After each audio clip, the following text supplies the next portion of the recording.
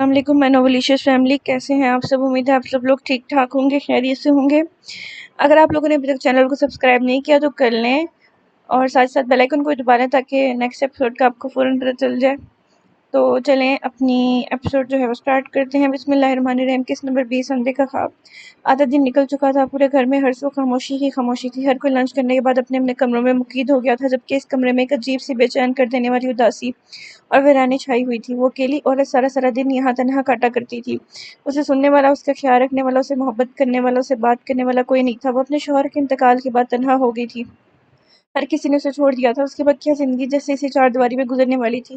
اپنے غم و تکلیف پر رو رو کر اب تو اس کی آنکھوں میں آنسو بھی خشک ہو چکے تھے۔ ماضی کی طرح یادوں پر اس کی آنکھوں سے اب آنسو نہیں بہتے تھے، بلکہ سینے میں ایسا کربناک درد اٹھتا تھا کہ وہ تڑپ کر رہ جاتی۔ یہ کمرہ بظاہر تو ویران تھا، مگر اس میں انہیں اپنے شوہر اور بیٹی ہر وقت اپنے ارد گرد محسوس ہوتے تھے۔ کبھی بیڈ پر ان کے قریب بیٹھے ان سے باتیں کرتے ہوئے، کبھی اس کمرے میں چلتے پھرتے ہوئے، تو کبھی صوفے پر بیٹھے اپنی باتوں میں مشغول۔ وہ تو پور ماضی میں ڈوبی ہوئی تھی۔ ماضی سے نکلتی تو حال اسے جینے نہ دیتا۔ اس وقت بھی وہ اپنے ذہن بتانے کو الماری میں پڑے بے ترتیب سے طے شدہ کپڑوں کو نکال کر انہیں کھولتے ہوئے دوبارہ طے کر رہی تھی۔ وہ بظاہر تو یہ کام کر رہی تھی، جبکہ ذہنی طور پر وہ غیر حاضر تھی۔ یہ سب اسرا کے کپڑے تھے، جنہیں انہوں نے محبت سے اس کے لیے سلوایا تھا، اور ان میں سے کچھ کپڑے خود بھی سیے تھے۔ فاطمہ کو بہترین سلائی آتی تھی۔ بچپن سے لے کر جوانی تک اسرا کے کپڑے وہ خود سیتی آئی تھیں۔ وہ یوں ہی کپڑے طے کر رہی تھی جب ان کے ہاتھ سے اسرا کی وائٹ کلر کی قمیض چھوٹ کر نیچے گری تھی، تو جیسے وہ چونک کر اس جانب متوجہ ہوئی اور جھک کر اسے نیچے سے اٹھایا۔ کئی لمحے وہ اسے ہاتھ میں تھامے اسے دیکھی گئیں۔ اس شرٹ پر نظر پڑتے ہی وہ کچھ لمحے اپنی جگہ سے ہل نہ سکیں۔ ان کا ذہن انہیں کچھ پیچھے لے گیا تھا۔ بابا، میرے سر میں درد ہو رہا ہے، میڈیسن سے بھی آرام نہیں آ رہا۔ وہ اسی وائٹ ڈریس میں ملبوس اپنا سر تھامے ان کے کمرے میں داخل ہوئی تھی، اور عالم صاحب کے کاندھے پر سر رکھتے ہوئے انہیں چارگی سے بتا کر آنکھیں موند گئی۔ اس پر وائٹ کلر ہمیشہ ہی نظر لگ جانے کی حد تک جچتا تھا۔ وہ جب بھی وائٹ کلر پہنتی، اکثر اس کے سر میں درد ہونے لگتا۔ عالم صاحب نے اپنی بیٹی کے نازک مزاجی کو دیکھتے اس کی پریشانی کو چوما تھا، جبکہ فاطمہ نے متفکری سے اسے دیکھا۔ ارے میری شہزادی کو کیا ہو گیا؟ میں بھی دم کرتا ہوں اپنے بچے کو، فوراً سر درد ٹھیک ہو جائے گا۔ عالم صاحب نے پیار سے اس کے بالوں پر بوسہ دیتے ہوئے قرآنی آیات پڑھ کر اس پر دم کیا تھا۔ نظر بد تو برحق ہوتی ہے، وہ ہمیشہ وائٹ ڈریس پہننے کے بعد یوں ہی سر درد کا شکار ہو جاتی تھی۔ اپنے ماں باپ کے اتنے پیار پر اسرا کا انداز مزید بچوں سا ہو جاتا تھا۔ وہ ان کی محبت کی اکلوتی حقدار تھی۔ ابھی ٹھیک ہو جائے گا میرا بچہ۔ عالم صاحب دم کرنے کے بعد نرمی سے اس کا سر دبانے لگے، جس پر اسرا ان کی گود میں سر رکھ کر لیٹ گئی اور مسکراتے ہوئے اپنی آنکھیں موندی۔ میرے پیارے بابا! ان کے سر دبانے سے اسے واقعی سکون ملا تھا۔ تبھی وہ آنکھیں مودے ہی ان کے سر دباتے ہاتھ پر بوسہ لیتے ہوئے اپنی محبت کا اظہار کرنے لگے، جس پر عالم صاحب دل سے مسکرائے تھے۔ فاطمہ ان کے قریب ہی بیٹھی ان باپ بیٹی کی محبتیں دیکھ رہی تھی۔ وہ کچھ ہی دیر میں ان کی گود میں سر رکھ کے سو گئی، جس کے بعد ہر بار کی طرح عالم صاحب فاطمہ سے ناراض ہو رہے تھے کہ وہ اسرا کو سفید رنگ نہ پہننے دیا کریں، اور وہ سرس بات میں ہلاتی ہوئی ہر بار کی طرح ان کی ہاں میں ہاں ملا رہی تھی، جبکہ وہ جانتی تھی کہ ان کی بیٹی کو وائٹ کلر بہت پسند ہے، اور وہ ہزار بار منع کرنے کے باوجود بھی اسے پہننے سے باز نہیں آنے والی تھی۔ زندگی جنت لگتی تھی جب وہ تینوں ساتھ ہوتے تھے۔ گیٹ پر مسلسل ہوتی بیل کی آواز اسے ماضی سے حال میں واپس کھینچ لائی تھی۔ فاطمہ نے اپنے ہاتھ میں پکڑی شرٹ کو نم آنکھوں سے دیکھا تھا۔ اسے پتہ ہی نہ چلا کہ کب ماضی کی ان حسین یادوں نے اس کی آنکھوں میں نمی بھر دی، جبکہ اپنی اکلوتی اولاد کی حرکت یاد آتے ہی اپنے ہاتھ میں پکڑی شرٹ کو الماری کے سب سے آخر والے خانے میں پھینکتے ہوئے اسے چہرے پر سختی لیے الماری کو بند کر دیا تھا۔ وہ اس لڑکی کو یاد نہیں کرنا چاہتی تھی، جبکہ چاہ کر بھی وہ اس معاملے میں بے بس تھی۔ شاید اپنی اولاد سے دستبردار ہونا کسی بھی حال میں ہرگز آسان نہیں ہوتا۔ حنان، آپ آجو بیٹا، آپ کو ہاشم ماموں بلا رہے ہیں۔ عظیمن نے کمرے میں داخل ہوتے ہی حنان کو اسرا کے ساتھ مگن دیکھ نرمی سے بھیجتے ہوئے کہا، جس پر وہ اسرا کو بات سن کر واپس آنے کا کہتا کمرے سے باہر نکل گیا۔ زیمل مسکراتے ہوئے اس کے پاس آ کر بیٹھی تھی۔ کیا ہو رہا تھا حنان؟ تنگ تو نہیں کر رہا تھا تمہیں؟ زیمل نے اس کے چہرے پر واضح اداسی دیکھتے ہوئے بات شروع کرتے ہوئے کہا۔ اسے لگا شاید وہ اپنے پیرنٹس کو مس کر رہی ہے۔ بالکل نہیں، اسرا نے اپنے گلے میں لاپرواہی سے لیے دوپٹے کو درست کرتے ہوئے نفی میں سر ہلا کر کہا۔ وہ آج صبح کی رمیسہ بیگم کے رویے کی وجہ سے مزید خاموش ہو گئی تھیں۔ اس کا دل ہر چیز سے اچاٹ ہو گیا تھا۔ ایسے میں حنان کی بے فکر پرمزہ باتیں کسی نعمت سے کم نہ تھیں۔ وہ مسلسل بولتے ہوئے اسے بتا رہا تھا کہ کل وہ کتنی پیاری لگ رہی تھی، اور اسرا اس کی باتوں پر اس بات میں سر ہلاتے ہوئے اسے رسپانس کر رہی تھی۔ وہ اس وقت گیسٹ روم میں موجود تھی، جہاں وہ اس نکاح سے پہلے رہتی تھی۔ ساحر اپنے کمرے میں تھا، اور اسرا کو اس کی موجودگی میں وہاں جانے کا کوئی ارادہ نہیں تھا، تبھی وہ یہاں موجود تھی۔ اپنے پیرنٹس سے بات ہوئی تمہاری؟ زیمل نے اس کی اداسی دیکھتے ہوئے نرمی سے پوچھا، جس پر اسرا کو لگا اس نے اس کی دکھتی ہوئی رگ پر ہاتھ رکھا ہو۔ ایک پل کے لیے اس کا دل ڈوب کر ابھرا تھا۔ ان سے بات کیے ہوئے تو ایک عرصہ گزر گیا۔ اسرا اس کی بات پر پھیکا سا مسکراتے ہوئے بے دھیانی میں بولی تھی۔ اس کے لہجے میں صدیوں کی اذیت تھی۔ زیمل نے چونک کر اسے دیکھا۔ کیا مطلب؟ زیمل نے ناسمجھی سے اس کی جانب دیکھتے ہوئے پوچھا۔ ابھی کل ہی تو اس کے پیرنٹس یہاں سے گئے تھے۔ اس کے سوال کرنے پر اسرا کو لمحوں میں اپنی غلطی کا احساس ہوا، اور وہ اپنی بے اختیاری پر پہلو بدل کر رہ گئی۔ मेरा मतलब है कि सब इतनी जल्दी वापस चले गए, उन्हें मेरे पास कुछ दिन तो रुकना चाहिए था, असरा ने संभलते हुए कहा, जिस पर जिमल ने इस बात में सर हिलाया। ये तो है, तुम्हें उन्हें वीडियो कॉल कर लो, अब तो कोई मसला ही नहीं रहा। मैं भी अपनी शादी के बाद जब भी मम्मा और डैड को मिस करती थी, आतिफ मेरी झट से वीडियो कॉल पर बात करवा देते थे। जिमल ने मुस्कुराते हुए उसे फौरी हल बताया। असरा ने उसकी बात पर इस बात में सर हिलाते हुए निगाहें झुका ली थी। जिमल ने उसकी खामोशी को महसूस किया था। तुम यहाँ क्यों आ गई, अपने कमरे में क्यों नहीं गई? जिमल ने संजीदगी से उसके चेहरे पर कुछ तलाश करते हुए पूछा। वो मेरी कुछ चीजें थी यहाँ, बस इसी वजह से यहाँ आ गई। असरा को तवक्को नहीं थी कि वो उससे यूं सवाल जवाब करेगी, जिस पर उसने ज़ाहिर संजीदगी से उसे बताया। जब किसी झूठ बोलना और किसी दूसरे को धोखा देना इस दुनिया का मुश्किल तरीन काम लगता था, यही वजह थी कि वो झूठ बोलते हुए बार बार अपनी निगाहें झुका जाती, क्योंकि वो किसी की आंखों में देखकर झूठ नहीं बोल सकती थी। जिमल ने उसका सारा सामान खुद यहाँ से साहिर के कमरे में शिफ्ट करवाया था, जबकि फिर भी उसकी बात पर समझने वाले अंदाज में सर इस बात में हिलाया था। मैं जानती हूँ असरा, शादी के बाद हम अपनी नई ज़िंदगी का आगाज़ करते हैं तो हमारी बहुत सी ख्वाहिशें होती हैं, ख्वाब होते हैं, फीलिंग्स होती हैं। हमने अपनी इस ज़िंदगी के बारे में बहुत कुछ सोच रखा होता है, और ये सब तभी पूरा होता है और हसीन लगता है जब आपका शौहर आपके साथ हो, वो आपकी ख्वाहिशों का एहतराम करता हो, आपके ख्वाबों को पूरा करने में आपके साथ खड़ा हो, आपकी फीलिंग्स को समझता हो। रिश्ता कभी भी एक तन्हा इंसान नहीं निभा सकता। मैं जानती हूँ इस शादी में तुमने अपने वालिदैन की रजामंदी के साथ अपनी रजामंदी दी है, तुमने अपने वालिदैन की पसंद को तरजीह दी है, जो कि तुम्हारी फर्माबरदारी की मिसाल है। मगर संजीदगी से उसे देखकर अपनी बात कहते जिमल ने एक पल को अपनी बात अधूरी छोड़ी थी, जिस पर असरा ने अपना चेहरा उठाकर उसकी जानिब देखा था। वो गैर इरादी तौर पर बहुत मुतवज्जह से उसकी बातें सुन रही थी। उसके रुकने पर वो मजीद उस बात की मुंतजिर थी। साहिर बहुत मोहब्बत करता है तुमसे, तुमसे शादी के लिए जिस तरह उसने मम्मा को मनाया है, वो सबके लिए किसी हैरत से कम नहीं। कहाँ वो शादी के नाम से भागता था, और कहाँ तुमसे शादी करने के लिए उसने अपने सीनियर ऑफिसर की बेटी से मंगनी तोड़ दी, सिर्फ और सिर्फ तुम्हारे लिए। असरा, उसे उसके यूं अचानक अपनी पसंद का इजहार करने की वजह से मम्मा थोड़ी सी नाराज हैं, क्योंकि वो हीरा को अपनी बहू बनाना चाहती थी, और साइन ने बहुत मुश्किलों से तुमसे अपनी मोहब्बत का यकीन दिलवाते हुए मनाया। बस इसी वजह से वो थोड़ी खफा है। रीमल ने उसे रुमैसा बेगम के सद रवैये की वजह बताते हुए कहा, जिस पर असरा साइड के मोहब्बत नामे पर किलस कर रह गई। कितना ड्रामेबाज था ये इंसान, उसने अपनी हरकतों से हर किसी को तंग किया हुआ था। बस यही वजह है आंटी की मुझे अपना पसंद करने की, या कुछ और भी? क्योंकि उनकी नज़रों में मुझे अपना अक्स मशकूक नज़र आता है। उनकी आंखों में मैंने अपने लिए अचानक से पैदा होने वाली नापसंदीदगी वाज़ेह देखी है, जो कि मुझे बहुत परेशान करती है, मेरे दिल को बेचैन करती है। असरा ने जिमल को उनके रवैये पर अपने महसूसात से आगाह करते हुए कहा। उसे सच में वजह जाननी थी, तभी शायद वो कुछ कर सकती, क्योंकि रुमैसा बेगम का रवैया उसके साथ अचानक सर्द हुआ था। उससे पहले तो वो उससे बहुत मोहब्बत और मान से रखती थी। उसकी बातों पर जिमल ने एक सर्द सांस खींची थी। अब वो उसे क्या बताती कि उसकी मम्मा महज एक गलत फहमी की बिना पर उसके किरदार को जज कर रही थी। जबकि अशरा की मुंतज़िर निगाहें अपने चेहरे पर महसूस करते हुए उसने ये बात उसे बताने का फ़ैसला किया था, ताकि उसके दिल में रुमैसा बेगम की तरफ से कोई बदगुमानी पैदा ना हो। वो एक्चुअली एक दिन मम्मा ने रात के वक्त तुम्हें और साहिर को अकेले गार्डन में देख लिया था, जिसकी वजह से उन्हें लगता है कि तुम जिमल उस दिन के हवाले से सारी बात बताती चलेगी, जिस पर असरा के सर पर जैसे इस कमरे की छत आन गिरी हो। वो सोच भी नहीं सकती थी कि वो इसकी इस दिन की नादानी पर उसके किरदार को ही मशकूक समझती थी। कई हमें लगे असरा को इस बात पर एतबार करने में, जिस पर वो लबों को सख्ती से पेवस करके रह गई।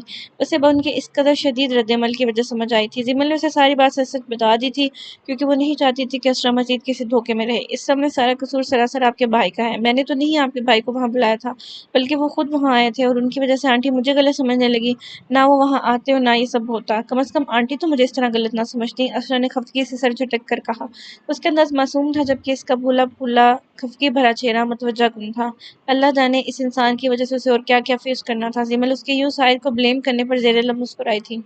सही कह रही हो, मगर अब क्या हो सकता है, साहिर को वहाँ नहीं आना चाहिए था। जिमल ने मुस्कुराहट दबाते हुए असरा की हाँ में हाँ मिलाई थी। वो असरा के एक्सप्रेशन से बहुत महसूस हुई थी, कुछ तो खास था इसमें। यूं ही तो नहीं उसके भाई का दिल उस लड़की पर आया था। क्या अब आंटी कभी मुझे एक्सेप्ट नहीं करेंगी, वो मुझसे यूं ही खफा रहेंगी? अगर आंटी मुझे गलत समझ रही हैं तो मैं कैसे उनकी गलतफहमी दूर करूं? प्लीज़ आप मेरी हेल्प करें। असरा के लहजे में एक अनदेखा सा डर था। वो जिमल का हाथ थामती हुई परेशान सी दिखाई दी। जिमल को उसकी आंखों में अपनी माँ के लिए मोहब्बत और इज्जत वाज़ेह दिखाई दी थी। उसकी माँ की नाराज़गी इस लड़की की जान पर बन आई थी। असरा बाकी लड़कियों से बहुत मुख्तलिफ थी। वो जज्बों में एक गंदी खालिश लड़की थी, जिसका दिल सोचने सा कीमती था। जिमल को इसके अंदाज पर दिल से खुशी हुई थी। जिमल ने अपने हाथ पर मौजूद उसके हाथ पर अपना दूसरा हाथ रखा था। तुम परेशान मत हो, साहिल ने मम्मा को तुम्हारी पोजीशन क्लियर कर दी थी, वो वक्त के साथ साथ खुद ही तुम्हारे साथ ठीक हो जाएंगे। वो मेरी मम्मा ज़्यादा देर किसी से नाराज़ नहीं रह सकती, तुम उनकी किसी बात का बुरा मत मानना असरा, वो दिल की बहुत अच्छी हैं, बस ये सब वक्त ही है। वो साहिल से हमसे भी ज़्यादा मोहब्बत करती हैं और तुम उनके सबसे लाडले बेटे की बीवी हो तो बस तुमसे तवक्कुआत भी कुछ ज़्यादा हैं, इसलिए तुम उनकी बातों को हमेशा मुस्बत लेना, कभी मनफी मत सोचना। ओके, जिमल का अंदाज समझाने वाला था। वो नरमी से अपनी माँ के मिजाज के बारे में बताते हुए मुस्तकबिल के लिए समझा रही थी, जिस पर असरा ने इस बात में सर हिलाया। मैं पूरी कोशिश करूंगी, थैंक यू, असरा ने मुतशक्कर से लहजे में दिल से कहा। जिमल के यूं बड़ी बहनों की तरह समझाने पर असरा उसकी मुचकिर थी। कम ऑन डियर, तुम मेरी छोटी बहनों की तरह हो, इसलिए ये थैंक यू अपने पास ही रखो, जिमल ने मुस्कुराते हुए बेनियाजी से कहा, जिस पर असरा मुस्कुरा दी।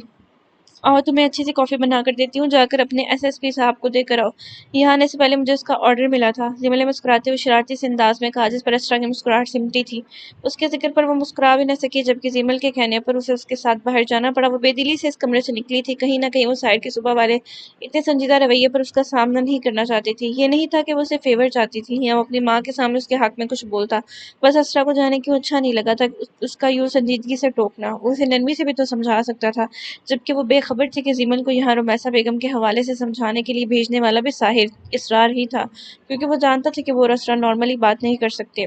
इसलिए उसने जिमल को कहा था कि वो उसे समझाए, उसकी माँ के बारे में हरगिज गलत ना सोचे, बस उन्हें थोड़ा वक्त दें। जिस पर असरा ने जिमल की बातों पर न सिर्फ गौर किया था, बल्कि वो अंदर से कुछ पुरसकून भी हो गई थी। अबे ऐसे कैसे हो सकता है कि तुम एसएसपी साहब की शादी अटेंड करके आ गए और उनकी बीवी की कोई तस्वीर भी नहीं बनाई? मैं नहीं मानता, बल्कि तुम अपना फ़ोन इधर दो मुझे, मैं खुद देखता हूँ। हम भी तो देखें एसएसपी साहब की बीवी को, फैजी ने कांस्टेबल के हाथ से फ़ोन झपटने वाले अंदाज में खींचते हुए कहा।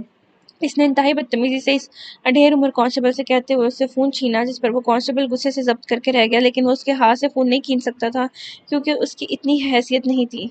सर, आप ठीक नहीं कर रहे, मैं साहब से आपकी शिकायत करूंगा, कांस्टेबल ने अपनी बेबी से दबाते हुए दांत पीस कर कहा। वो इस थाने में 10 सालों से काम कर रहा था और साहिर उसका बहुत ख्याल रखता था। यही वजह थी कि उसने इस जैसे आम शख्स को भी अपनी शादी की तकरीब में शामिल किया था। तजस्सुस के मारे इंस्पेक्टर फैजी के किसी और बड़े ऑफिसर से पूछने की तो हिम्मत नहीं पड़ी थी, इसलिए इस गरीब पर चढ़ाई कर रहा था, जबकि उसके बदतमीज लहजे पर ये कांस्टेबल भी उसकी सारी शिकायत करने का सोच चुका था। ये क्या बकवास है, तूने एक भी तस्वीर नहीं बनाई सर की बीवी की? वहाँ क्या मुफ्त का खाना खाने गया था? इसका सारा मोबाइल चेक करने के बाद उसे शदीद मायूसी हुई थी, तभी वो गुस्से से इस पर भड़कते हुए इसका मोबाइल इस पर उछालते हुए आंखें निकालकर पूछने लगा। कांस्टेबल ने सरहद से अपना मोबाइल थामा था कि कहीं नीचे गिरकर टूट ना जाए। इससे पहले वो कुछ बोलता जब वहां राफे को आते देखा। क्या हो रहा है यहाँ पर? इंस्पेक्टर फिजान, आपको सर ने फैक्ट्री वाले केस की फाइल रेडी करने का कहा था, इज इट रेडी? राफे ने संजीदगी से चेहरे पर पथरीले तासुरात सजाए से देखते हुए पूछा, जिसकी यूनिफॉर्म के शर्ट के पहले 3 बटन खुले हुए थे, जबकि वो उसे देखकर अलर्ट सा होता हुआ उसे सल्यूट करता हुआ मुअद्दब सा खड़ा था। राफे की पेशानी पर नागवारी की कुछ लकीरें फौरन जमा हुई थी। वही कर रहा था सर, बस कुछ देर में रेडी करके ला रहा हूँ आपके पास। कांस्टेबल को आंखों ही आंखों से वार्न करता हुआ वो एसपी राफे को मुअद्दब से लहजे में जवाब देने लगा, जिस पर राफे चेहरे पर संजीदगी सजाए एक कदम आगे बढ़ा था और उसकी शर्ट के कॉलर को एक जोरदार झटका दिया, जिस पर वो एक पल को बौखला कर रह गया। मैंने 1000 बार कहा है कि मुझे सब प्रॉपर यूनिफॉर्म में नजर आए, हर बार मैं अपनी बात जुबान से दोहराने का आदी नहीं हूँ, इसलिए आइंदा ख्याल रखिएगा। अगर आइंदा आपकी शर्ट के बटन खुले हुए तो आपसे इसी थाने के गेट पर बगैर शर्ट के बैठाकर सारा दिन गार्ड की ड्यूटी कराऊंगा। स्पार्ट से लहजे में अपनी बात कहता हुआ उसके चौथा तबक रोशन कर गया था, जिस पर इंस्पेक्टर फैजान ने फौरन अपनी शर्ट के बटन बंद करके अपनी शर्ट दुरुस्त की थी। सॉरी सर, आइंदा आपको शिकायत का मौका नहीं मिलेगा। फौरन सीधा हुआ था, जबकि राफे के यूं रौब जमाने पर वो अंदर से जलकर राख हुआ था। इस पर एक गुस्सीली निगाह डालता वो उसे 10 मिनट में फाइल अपने टेबल पर लाने का कहकर यहाँ से चले गया, जिस पर कांस्टेबल अपनी हंसी जब्त करता फौरन वहां से 9-2-11 हो गया। इंस्पेक्टर फैजान उसके ऑर्डर पर कुड़ कर रह गया, जबकि इसका दिल किया अपने मामू से कहकर इस थाने को आग लगवा दे, जहाँ का हर इंसान उसे खटकता था। और सबसे ज्यादा उसकी नाक में दम एसएसपी साहिर इसरार ने कर रखा था, जो कि शायद उस पर उसके गुनाहों की सजा के तौर पर अल्लाह की तरफ से नाफिज किया गया था। हर तरफ गहरी खामोशी थी, रात की स्याही आसमान पर बिखेरी हुई थी। ये जनवरी का महीना था, जिसमें सर्दी की शिद्दत दिन ब दिन बढ़ती जा रही थी। वक्त भी पूरे आलम पर धुंध छाई हुई थी। इस कमरे में मौजूद बाहर की तरफ खुलती ये दीवार गेर ग्लास वॉल की खिड़की इस वक्त भी बंद थी, जबकि इस पर पड़े दबेज पर्दे हटे हुए थे। इस खिड़की से बाहर पूरे लॉन और घर का आधे हिस्से का मंजर मुकम्मल नजर आता था। गेट के पास बॉडीगार्ड एक्टिव से दाएं बाएं جانب گھومتے ہوئے اپنی ڈیوٹی کرنے میں مصروف تھے۔ لان میں لگے پودوں پر پڑتی مختلف رنگوں کی روشنی نے اس حصے کو بڑی خوبصورتی سے نمایاں کیا تھا۔ وہ پچھلے 1 گھنٹے سے اس دیوار گیر کھڑکی سے ٹیک لگائے کھڑی بڑی جان فشانی سے اس منظر کو دیکھنے میں مصروف تھی۔ سردی سے بچنے کے لیے اس نے میرون رنگ کی شال اپنے گرد لپیٹ رکھی تھی۔ اس کے گھنگھریالے بالوں کی کئی لٹیں اس کی چٹیاں کی کیسے رہائی پاتے ہی اس کے چہرے کے اطراف پر بکھری بڑی پیاری لگ رہی تھیں۔ اس نکاح کو 1 ہفتہ ہو گیا تھا۔ گھر پر ہر وقت میسا بیگم کے کوئی نہ کوئی مہمان آئے رہتے تھے جن کے سامنے تو وہ اسے بہت محبت سے ان کے ساتھ ملواتی تھی، جبکہ ان کے جانے کے بعد وہ پھر سے اس کے ساتھ سپاٹ ہو جاتی تھیں۔ اشرا کو ان کے اس رویے پر جانے کیوں اب رونا آتا تھا۔ وہ کیسے یقین دلاتی انہیں کہ وہ بے قصور تھی۔ وہ مزید کسی کی نظروں میں اپنے لیے نفرت نہیں برداشت کر سکتی تھی، اس عورت کی تو بالکل نہیں جس کی آنکھوں میں وہ پہلے ہی دن سے اپنے لیے محبت اور پیار دیکھتی آئی تھی۔ وہ ہر روز ان کے معیار پر پورا اترنے کی کوشش کرتی، جبکہ اس سے کوئی نہ کوئی غلطی ہو جاتی تھی جس پر وہ اسے ٹوکتے ہوئے ناراض ہوتی۔ اسرا کا ذہن کسی اور طرف جاتا ہی نہیں تھا۔ وہ تو ہر دن اس رمیسا بیگم کو خوش کرنے کے چکروں میں گزار دیتی، جبکہ غیر ارادی طور پر وہ اکثر یہ بھول جاتی تھی کہ یہ شادی محض ایک کانٹریکٹ ہے۔ اسے بس اس عورت کا دل اپنی طرف سے صاف کرنا تھا جس کی وہ ہر روز کوشش کرتی تھی، مگر اس سے کوئی نہ کوئی غلطی ضرور ہو جاتی جس میں وہ ناکام ہو جاتی۔ آج وہ رمیسا بیگم اس اپنے خاندانی انگوٹھی کے گم کر دینے پر اس کی لاپرواہی پر اس سے شدید خفا ہوئی تھی۔ اسرا نہیں جانتی تھی کہ وہ انگوٹھی اتنی اہم ہے جس سے اس نے نکاح والے دن باقی جویلری کے ساتھ لاپرواہی سے اتار کر ڈریسنگ ٹیبل پر ہی چھوڑ دیا تھا۔ جبکہ آج رمیسا بیگم نے اچانک ہی اس کے ہاتھ میں وہ انگوٹھی نہ دیکھتے ہوئے سوال کیا تو اسرا کو احساس ہوا کہ وہ کتنی بڑی سنگین غلطی کر چکی ہے۔ اس نے زیبل کے ساتھ مل کر سارے کمرے کی تلاش کیا تھا، پر وہ انگوٹھی کہیں نہ ملی۔ اس کی ساری جویلری موجود تھی، بس وہ انگوٹھی غائب تھی۔ رمیسا بیگم اس معاملے میں شدید خفا تھی اور اسرا دل ہی دل میں شرمندہ تھی۔ اسے کبھی احساس نہیں ہوا تھا کہ وہ اتنی لاپرواہ ہے۔ ظاہر سے اس کے تعلقات بھی ایسے ہی تھے جن میں ان 7 دنوں میں ان کی کوئی 7 دفعہ تو لڑائی ہو چکی تھی۔ ان دنوں کا ہر چھوٹی چھوٹی بات پر اختلاف ہوتا اور پھر لڑائی ہوتی، جس کے اختتام پر وہ اسٹڈی میں بند ہو جاتا اور یہاں کمرے سے باہر نکل جاتا تو اسرا سر تک کمبل تان کر صوفے پر سو جاتی۔ یہ تو جیسے اب روز کا معمول ہی بن گیا تھا۔ سارے اس لڑکی کی لمبی زبان پر بس ضبط کر کے رہ جاتا۔ اسرا عالم کے پاس اس کی ہر بات کے 10 جواب موجود ہوتے تھے، جو کہ شاید جیسے سنجیدہ انسان کے لیے برداشت کرنا تھوڑا مشکل امر تھا۔ وہ ہاتھ میں فائل تھامے مصروف انداز میں کمرے میں داخل ہوا تھا۔ کال ڈسکنیکٹ کرتے ہوئے اس نے کان سے ایئر پوڈ نکالے تھے جب اس کی نظر اپنے کمرے کی حالت پر پڑی، جس پر اس کی سنہری آنکھیں حیرت سے ابل کر باہر آئی تھیں۔ پورے کمرے کی حالت ابتر تھی، یوں جیسے یہاں کوئی بھوت ناچ کر گیا ہو۔ ساحر کو سانس لینا مشکل لگا۔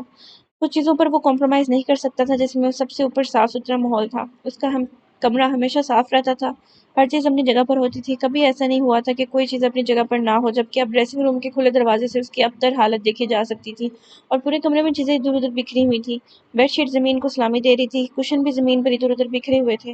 یہ سب ان کی نفاست پسند طبیعت پر گراں گزر رہا تھا۔ ساحر کو لگا یہ کسی اور کا کمرہ ہے۔ جب سے یہ لڑکی جس کو اس نے اپنی مرضی سے اپنی زندگی میں شامل کیا تھا اس کے کمرے میں آئی تھی، اس نے اسے ستانے کی قسم کھا رکھی تھی۔ یا تو وہ اس کے مزاج سے انجان تھی یا پھر سب جان بوجھ کر کرتی تھی۔ وہ اس صدمے سے وہ مشکل نکلا تھا اور ارد گرد اس کی تلاش میں نگاہیں گھمائیں تو وہ اسے کھڑکی کے پاس کھڑی کسی مراقبے میں ڈوبی نظر آئی۔ ساحر نے ایک لمبی سانس لیتے ہوئے خود کو ریلیکس کیا تھا۔ اس سے پہلے ہی وہ کسی پر زیادہ غصہ تھا۔ آج ایک بہت اہم معلومات اس کے ہاتھ لگتی رہ گئی تھی۔ یہ سب انسپکٹر حامد کی جلد بازی کی وجہ سے ہوا تھا، جس پر وہ اسے خوب لتاڑ کر گھر لوٹا تھا، جبکہ یہ نقصان اسے کسی طور ہضم نہیں ہو رہا تھا۔ اگر تم نے کھڑے کھڑے اپنی نیند پوری کر لی ہو تو جاگ جاؤ اور یہ جو میرے کمرے کا حشر کیا اسے 10 منٹ میں واپس درست کرو، وہی حکم لیتا سنجیدہ سا ناگوار لہجہ۔ اپنی پشت پر اس کی آواز کو سنتی اسرا کی پیشانی پر 2 بل پڑے تھے۔ یہ انسان کبھی نارمل بات کر ہی نہیں سکتا تھا۔ ہر وقت اس کے لہجے میں آرڈر شامل ہوتا تھا، جو کہ اسرا کو دل میں لا کر رکھ دیتا تھا۔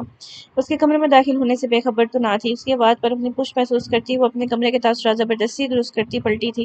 وہ اس کے سامنے ہی کھڑا تھا، بلکہ یوں کہنا بہتر تھا کہ اس کے راستے میں کسی چٹان کی طرح استدا تھا۔ جی کر لی میں نے اپنی نیند پوری اور یہ آپ کا کمرہ ہے تو آپ خود اسے درست کریں، مجھ پر حکم چلانے کی ضرورت نہیں۔ اسرا نے بظاہر نرمی اور ادب کے دائرے میں رہتے ہوئے اسے وارن کیا تھا۔ اسے ساحر کا میرا کمرہ کہنا بہت کھلا تھا، بقول اسرا کے اسے اپنی ہر چیز بہت ضامن تھا۔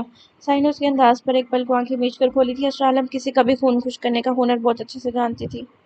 میں کیوں کروں گا؟ جب تم نے یہ سب بکھیرا ہے تو تم ہی کرو گی۔ جانور بھی اپنی جگہ صاف کرتے رہتے ہیں اور تم میں اتنی بھی مینرز نہیں ہے کہ جہاں سارا دن رہتی ہو سوتی ہو کم از کم اسے صاف بھی رکھو۔ ساحر کا انداز اسے شرمندہ کر دینے والا تھا۔ اسے اس طرح سے اتنے بھوڑ پن کی امید نہیں تھی۔ آپ اپنی حد میں رہیں، مجھے جانوروں سے ملا رہے ہیں۔ پہلے تو شاید میں یہ سب سمیٹ ہی دیتی، مگر اب آپ کی اس قدر بدتمیزی پر میرے جوتے کو بھی پرواہ نہیں۔ اسرا اس کی مثال پر صحیح معنوں میں تلملائی تھی۔ کیا وہ اتنی گے گزری تھی جو اسے جانوروں کی مثالیں دے رہا تھا؟ غصے سے اسرا کے کان سرخ ہوئے۔ وہ باغی سے لہجے میں اپنی بات کہتے صوفے پر جا کر بیٹھ گئی۔ وہ مانتی تھی کہ آج اس نے اس منحوس انگوٹھی کو ڈھونڈنے کی پھر سے کوشش کی تھی، جس کے نتیجے میں پورے کمرے کا حشر بگاڑ دیا تھا، مگر انگوٹھی نہ ملنے پر وہ اس قدر پریشان تھی کہ وقتی طور پر اس کمرے کو واپس سیٹ کرنا بھول گئی تھی، جس کا احساس اسے اب ساحر دلوا رہا تھا۔ ساحر اس کے تیور دیکھ کر گھوم کر اس کے سامنے آیا تھا۔ میرا کمرہ تو تم ہی سیٹ کرو گی، ورنہ مجھے اپنا کام کروانے کے ہزاروں طریقے آتے ہیں۔ ساحر کا انداز وارن کرنے والا تھا۔ اسرا کے ڈھیٹ پن پر اس نے اپنے دانت پیسے تھے۔ میں نہیں ڈرتی آپ کی ان دھمکیوں سے، آپ نے مجھے جانور کہا ہے، آپ کو میں جانور دکھتی ہوں؟ اسرا نے لم بھیج کر کھا جانے والی نگاہوں سے اسے دیکھتے ہوئے پوچھا۔ اسے تو ساحر کی یہ بات قطعی ہضم نہیں ہو رہی تھی۔ ساحر کا دل کیا کسی دیوار میں اپنا سر مار لے، وہ بات کو کہاں سے کہاں لے کر جا رہی تھی۔ واٹس رانگ ود یو اسرا، میں نے تمہیں جانور نہیں کہا تھا، میں نے بس مثال دی تھی۔ ساحر نے جھنجھلاتے ہوئے اس بددماغ لڑکی کو سمجھانا چاہا۔ ایک تو اس کا پہلے ہی موڈ آف تھا، دوسرا اسرا عالم کی موجودگی بھی کسی سزا سے کم نہ تھی۔ اس کے بعد پر اسرا سر جھٹک کر رہ گئی، یوں جیسے اسے صفائی دینے پر اس کی بات کو ہوا میں اڑایا ہو۔ یہ صفائیاں اسے دے جو آپ کو جانتا نہ ہو۔ اسرا نے اپنے چہرے کے اطراف پر بکھرے بالوں کو کان کے پیچھے اڑتے ہوئے کڑ کر کہا۔ وہ ہمیشہ ایسا ہی کرتا تھا، جب سے وہ اس کمرے میں آئی تھی اس شخص کے مزاج ہی ٹھکانے نہیں آ رہے تھے، بات بات پر فضول ہی لیکچر دینے بیٹھ جاتا تھا، جیسے کہیں پر ادب کا پروفیسر ہو اور وہ اس کے نالائق بے ادب اسٹوڈنٹ۔ اسرا اس کے اس نیچر سے چڑ گئی تھی۔ واٹ ایور، میں تم سے آخری بار پوچھ رہا ہوں کہ تم اٹھ رہی ہو یا نہیں؟ ساحر نے اس کے جواب پر ضبط سے بات ختم کرتے ہوئے اسے دیکھ کر سنجیدگی سے پوچھا۔ اس کا انداز اسپاٹ تھا۔ نہیں، اسرا نے ریٹائر سے نفی میں سر ہلاتے ہوئے لاپرواہی سے کہا، جس پر ساحر ضد ہو کر رہ گیا۔ کوئی نہیں کہہ سکتا تھا کہ یہ وہی معصوم لڑکی ہے جو سارا دن اس کے گھر والوں کے سامنے معصومیت کی مثال بنی پھرتی تھی اور اکیلے میں اس کی رٹائی کے نظارے دیکھ کر شاید کوئی اس حقیقت کو تسلیم نہ کرتا۔ خیر وہ بھی ساحر اسرار تھا، ہارنا تو اس نے بھی نہیں سیکھا تھا۔ اس کے بعد بس اس بات میں سر ہلاتے ہوئے دروازے کی جانب بڑھا تھا۔ اسرا نے سر اٹھا کر اسے جاتے دیکھا۔ دروازے کے پاس پہنچ کر وہ کچھ یاد آنے والے انداز میں پلٹا تھا تو اسرا نے سر پٹا کر اپنی نگاہیں گھمائیں۔ میں ماں صاحب کے پاس جا رہا ہوں ان کی نالائق بہو کی فرما برداری کے بارے میں بتانے، اب یا تو وہ خود آ کر میرا کمرہ مجھے واپس درست کر کے دیں یا اپنی بہو سے کروائیں، آئی ڈونٹ کیئر۔ ساحر نے لاپرواہی سے سناتے ہوئے آنکھوں میں سنجیدگی لیے اسے دیکھا اور دروازے کے ہینڈل پر ہاتھ رکھا۔ اسرا کی جان ایک پل کو ہلک مٹکی تھی۔ اسے یہ امید نہ تھی۔ وہ سرعت سے اپنی جگہ سے اٹھتی اس تک پہنچی تھی اور اس کے دروازے کے ہینڈل پر دھرے ہاتھ پر اپنا ہاتھ رکھتی ہوئے اسے دروازہ کھولنے سے روک چکی تھی۔ یہ سب لمحوں میں ہوا تھا۔ ساحر نے حیرانی سے رمیسا بیگم کے نام پر اس کا ری ایکشن دیکھا۔ آپ آنٹی کو کیوں بلا رہے ہیں؟ وہ اس وقت آرام کر رہی ہوں گی، آپ اپنے مطلب کے لیے انہیں کیوں تنگ کر رہے ہیں؟ شرم آنی چاہیے آپ کو اس وقت انہیں ڈسٹرب کرتے ہوئے۔ اسرا نے سنجیدگی سے اس کی جانب دیکھتے ہوئے افسوس سے کہا۔ اس کی بات پر ساحر نے ایک نظر اپنے ہاتھ پر دھرا۔ اس کا نازک مرمری سا ہاتھ دیکھا تھا جس پر لگی مہندی کا رنگ اب ہلکا ہو چکا تھا، اور پھر اسے جو چہرے پر خفگی بھرے تاثرات سجائے اسے دیکھ رہی تھی۔ اسرا کا لمح جادوئی تھا، جو کہ اس کا سارا غصہ، ساری جھنجھلاہٹ اسے کہیں دور کر چکا تھا۔ اس کے یوں اپنے ہاتھ کی جانب دیکھنے پر اسرا نے تندی سے اپنا ہاتھ واپس کھینچا تھا، جبکہ اپنے بے اختیاری پر وہ خود کو کوس کر رہ گئی۔ اب جانے وہ سچ میں اس کی ماں کی اتنی فکر کرتی تھی یا وہ اس کی ماں کی نظروں میں خود کو شرمندہ نہیں کرنا چاہتی تھی؟ ساحر اس معاملے میں کنفیوز تھا۔ تو پھر کس کو تنگ کروں، کیونکہ تم تو صاف انکار کر چکی ہو؟ ساحر نے ذرا سا جھک کر اس کی نگاہوں میں جھانکتے ہوئے سنجیدگی سے پوچھا۔ وہ دونوں اس وقت دروازے کے پاس ہی کھڑے تھے۔ میں کر رہی ہوں، خفگی سے اپنا چہرہ اٹھا کر اس کی آنکھوں میں دیکھ کر وہ کہتی پلٹ گئی۔ ساحر نے رمیسا بیگم کے نام کے اتنے اثر پر متاثر کن انداز میں اس کی جانب دیکھا جو کہ نیچے گرے ہوئے کشن اٹھا رہی تھی۔ اتنا تو وہ پہلے دن ہی جان گیا تھا کہ رمیسا بیگم کی ناراضگی اسرا کے لیے بہت معنی رکھتی تھی، تب بھی وہ ان کے خوش ہونے پر خوش ہوتی تھی اور ان کے خفا ہونے پر اداس۔ اسے پھولے پھولے منہ سے بیڈ شیٹ یوز کرتا دیکھ وہ بے ساختہ اپنے چہرے پر امڑ آتی مسکراہٹ کو چھپاتے فائل، گاڑی کی چابی اور اپنا والیٹ پر رکھتا اس کی ہیلپ کروانے لگا۔ اس کے اپنے ساتھ مدد کروانے پر اسرا نے خفگی بھری نگاہ اس پر ڈالی اور پھر اگنور کرتی اپنا کام کرنے لگی۔ ساحر نے الماری تک اس کے ساتھ درست کروائی۔ تقریباً 15 منٹ بعد اس کمرے کی حالت واپس درست ہوئی تھی، جس کے بعد وہ اپنا نائٹ ڈریس چینج کر کے فائل ٹیبل سے اٹھاتا اسٹڈی میں چلے گیا اور اسرا تھک کر صوفے پر بیٹھ گئی۔ اس نے گردن موڑ کر اسے دروازے سے غائب ہوتے دیکھا تھا۔ اسرا نے نوٹ کیا کہ وہ اپنی اسٹڈی روم کو لاک کر کے جاتا تھا۔ چالاک آدمی، اس کے اطاعت پر سر جھٹکتی ہوئے بیڈ سے تکیہ اور بلینکٹ اٹھا کر صوفے پر سونے کے لیے لیٹ چکی تھی۔ صفائی تو اسے بھی پسند تھی، نفاست پسند تو وہ بھی تھی، بس کبھی کبھی پریشانی میں اسے ان سب چیزوں کا دھیان نہیں رہتا تھا، جس پر آج ساحر کو اسے لیکچر دینے کا موقع مل گیا تھا اور اسرا اس بات پر چڑ گئی۔ تب بھی ڈھیٹ پن کا مظاہرہ کرتی وہ صاف انکار کر چکی تھی، مگر رمیسا بیگم کا نام لیتے ہی وہ فوراً سیدھی ہوئی تھی۔ وہ نہیں چاہتی تھی کہ رمیسا بیگم اس سے مزید خفا ہو یا اسے پھوڑ سمجھے۔ دوسرا، اسے ان کے آرام کا بھی خیال تھا، اس لیے بغیر ساحر سے مزید بحث کیے وہ خاموشی سے خود کمرے کی صفائی کرنے لگی، مگر اس بات سے وہ انکار نہیں کر سکتی تھی کہ ساحر نے اس کی برابر مدد کی تھی۔ وہ خلوص کبھی کبھی اچھے کام بھی کر جاتا تھا۔ یہ سب سوچتے ہوئے بہت جلد نیند کی وادی میں اتر گئی اور اسے احساس بھی نہ ہوا۔ آج کل اس کی سوچیں بدل گئی تھیں، اس کی زندگی بہت بدل گئی تھی۔ اس کا سفر اب وہیں تھا، شاید رفتہ رفتہ منزل بدل رہی تھی جس سے وہ بے خبر تھی۔ لائیں، اسے مجھے دے دیں، آپ کی شرٹ کی پریس خراب ہوگی، زیمل نے اس کے سینے سے لگے حنان کو دیکھتے ہوئے متفکری سے کہا، جس پر حنان اپنے ڈیڈ کے سینے سے سر اٹھا کر ناراض نگاہوں سے ماں کو دیکھا تھا اور دوبارہ عاطف کو اور زور سے حق کیا، جس پر عاطف نے زمل کو اسے اس کے پاس ہی رہنے کا اشارہ کیا تھا۔ زمل اپنی اولاد کی لاٹ دیکھتی سر جھٹک کر رہ گئی۔ وہ اعلان عاطف کے آفس جانے کے وقت پر اپنی عادت کے برخلاف اٹھا تھا، اور جب سے اٹھا تھا مسلسل کسی نہ کسی بات پر ضد کر رہا تھا۔ حنان 3 سال سے اوپر کا ہو چکا تھا، جس کے ساتھ اس کے مزاج میں بھی واضح تبدیلیاں آ رہی تھیں۔ وہ اس وقت نائٹ سوٹ پر ملبوس اپنے آفس جانے کے لیے تیار ڈیڈ کی گود میں بیٹھا اس کے سینے پر سر رکھ کر اس سے باہر گھومنے جانے کی فرمائش کر رہا تھا، اور عاطف اس کی ہر بات کو توجہ سے سنتے ہوئے اسے شام تک کا وقت مانگ رہا تھا، جبکہ وہ باضد تھا کہ وہ آج آفس سے چھٹی کرے اور سارا دن اس کے ساتھ سپینڈ کرے۔ زمل نے اسے 1-2 دفعہ عاطف کی گود سے لینا چاہا تو اس کا رونا شروع ہو گیا، جس پر عاطف نے اسے منع کر دیا کہ وہ اس کے پاس ہی رہنے دے۔ زمل اس کے لیے ناشتہ بنا کر لائی تھی، جبکہ اس نواب زادے کا دور دور تک اپنے باپ سے علیحدہ ہونے کا کوئی ارادہ نہیں لگتا تھا۔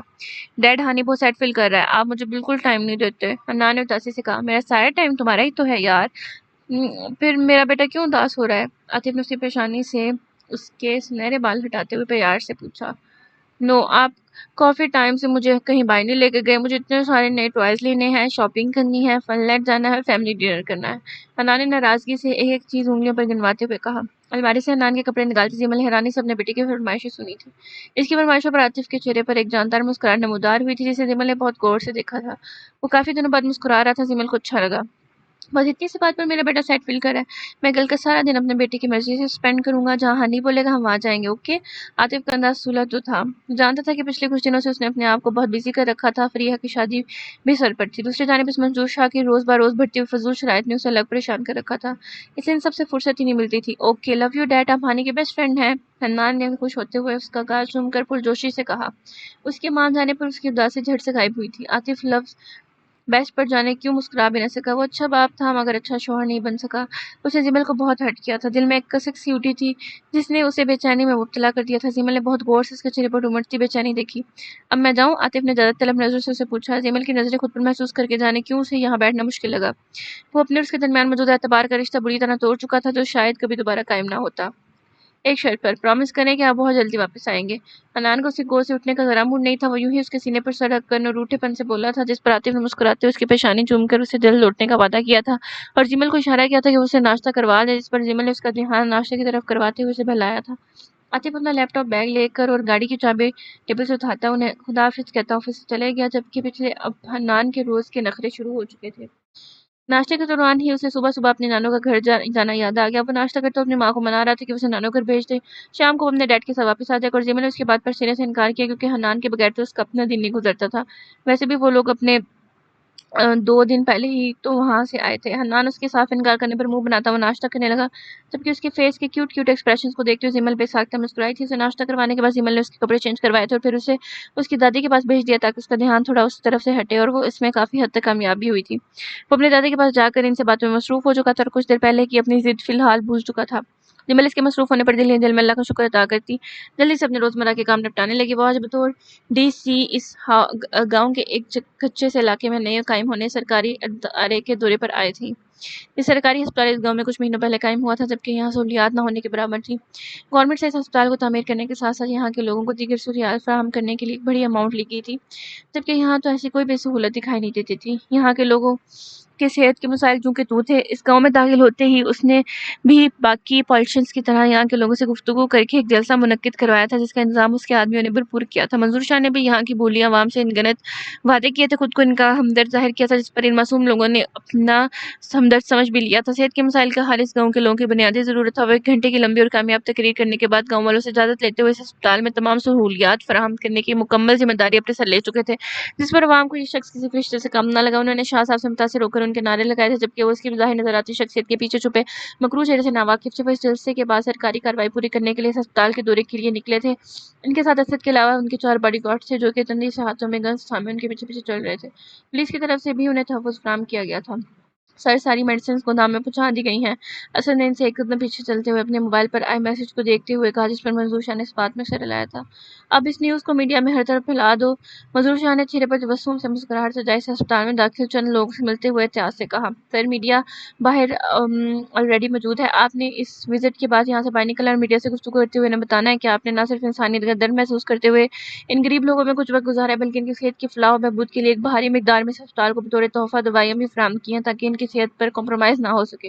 اسد نے اس کے برابر ہوتے ہوئے اس پروفیشنل سے انداز میں آگے کے لائحہ عمل سے آگاہ کرتے ہوئے اس پر ممدوح شاہ نے اس بات میں سر ہلایا اور یہاں موجود کچھ ڈاکٹر سے ملنے کے بعد وہ یہاں سے باہر نکلے تھے جہاں میڈیا ان کا منتظر تھا۔ وہ سب انہیں باہر آتا دیکھ ان کے ارد گرد اکٹھے ہو گئے تھے۔ گاؤں کے لوگ بھی اطراف میں موجود پرشوق نگاہوں سے اس فرشتہ صفت انسان کو دیکھ رہے تھے جس پر منظور شاہ نرم سی مسکراہٹ چہرے پر سجائے ان کے سوالوں کے جواب دینے لگے۔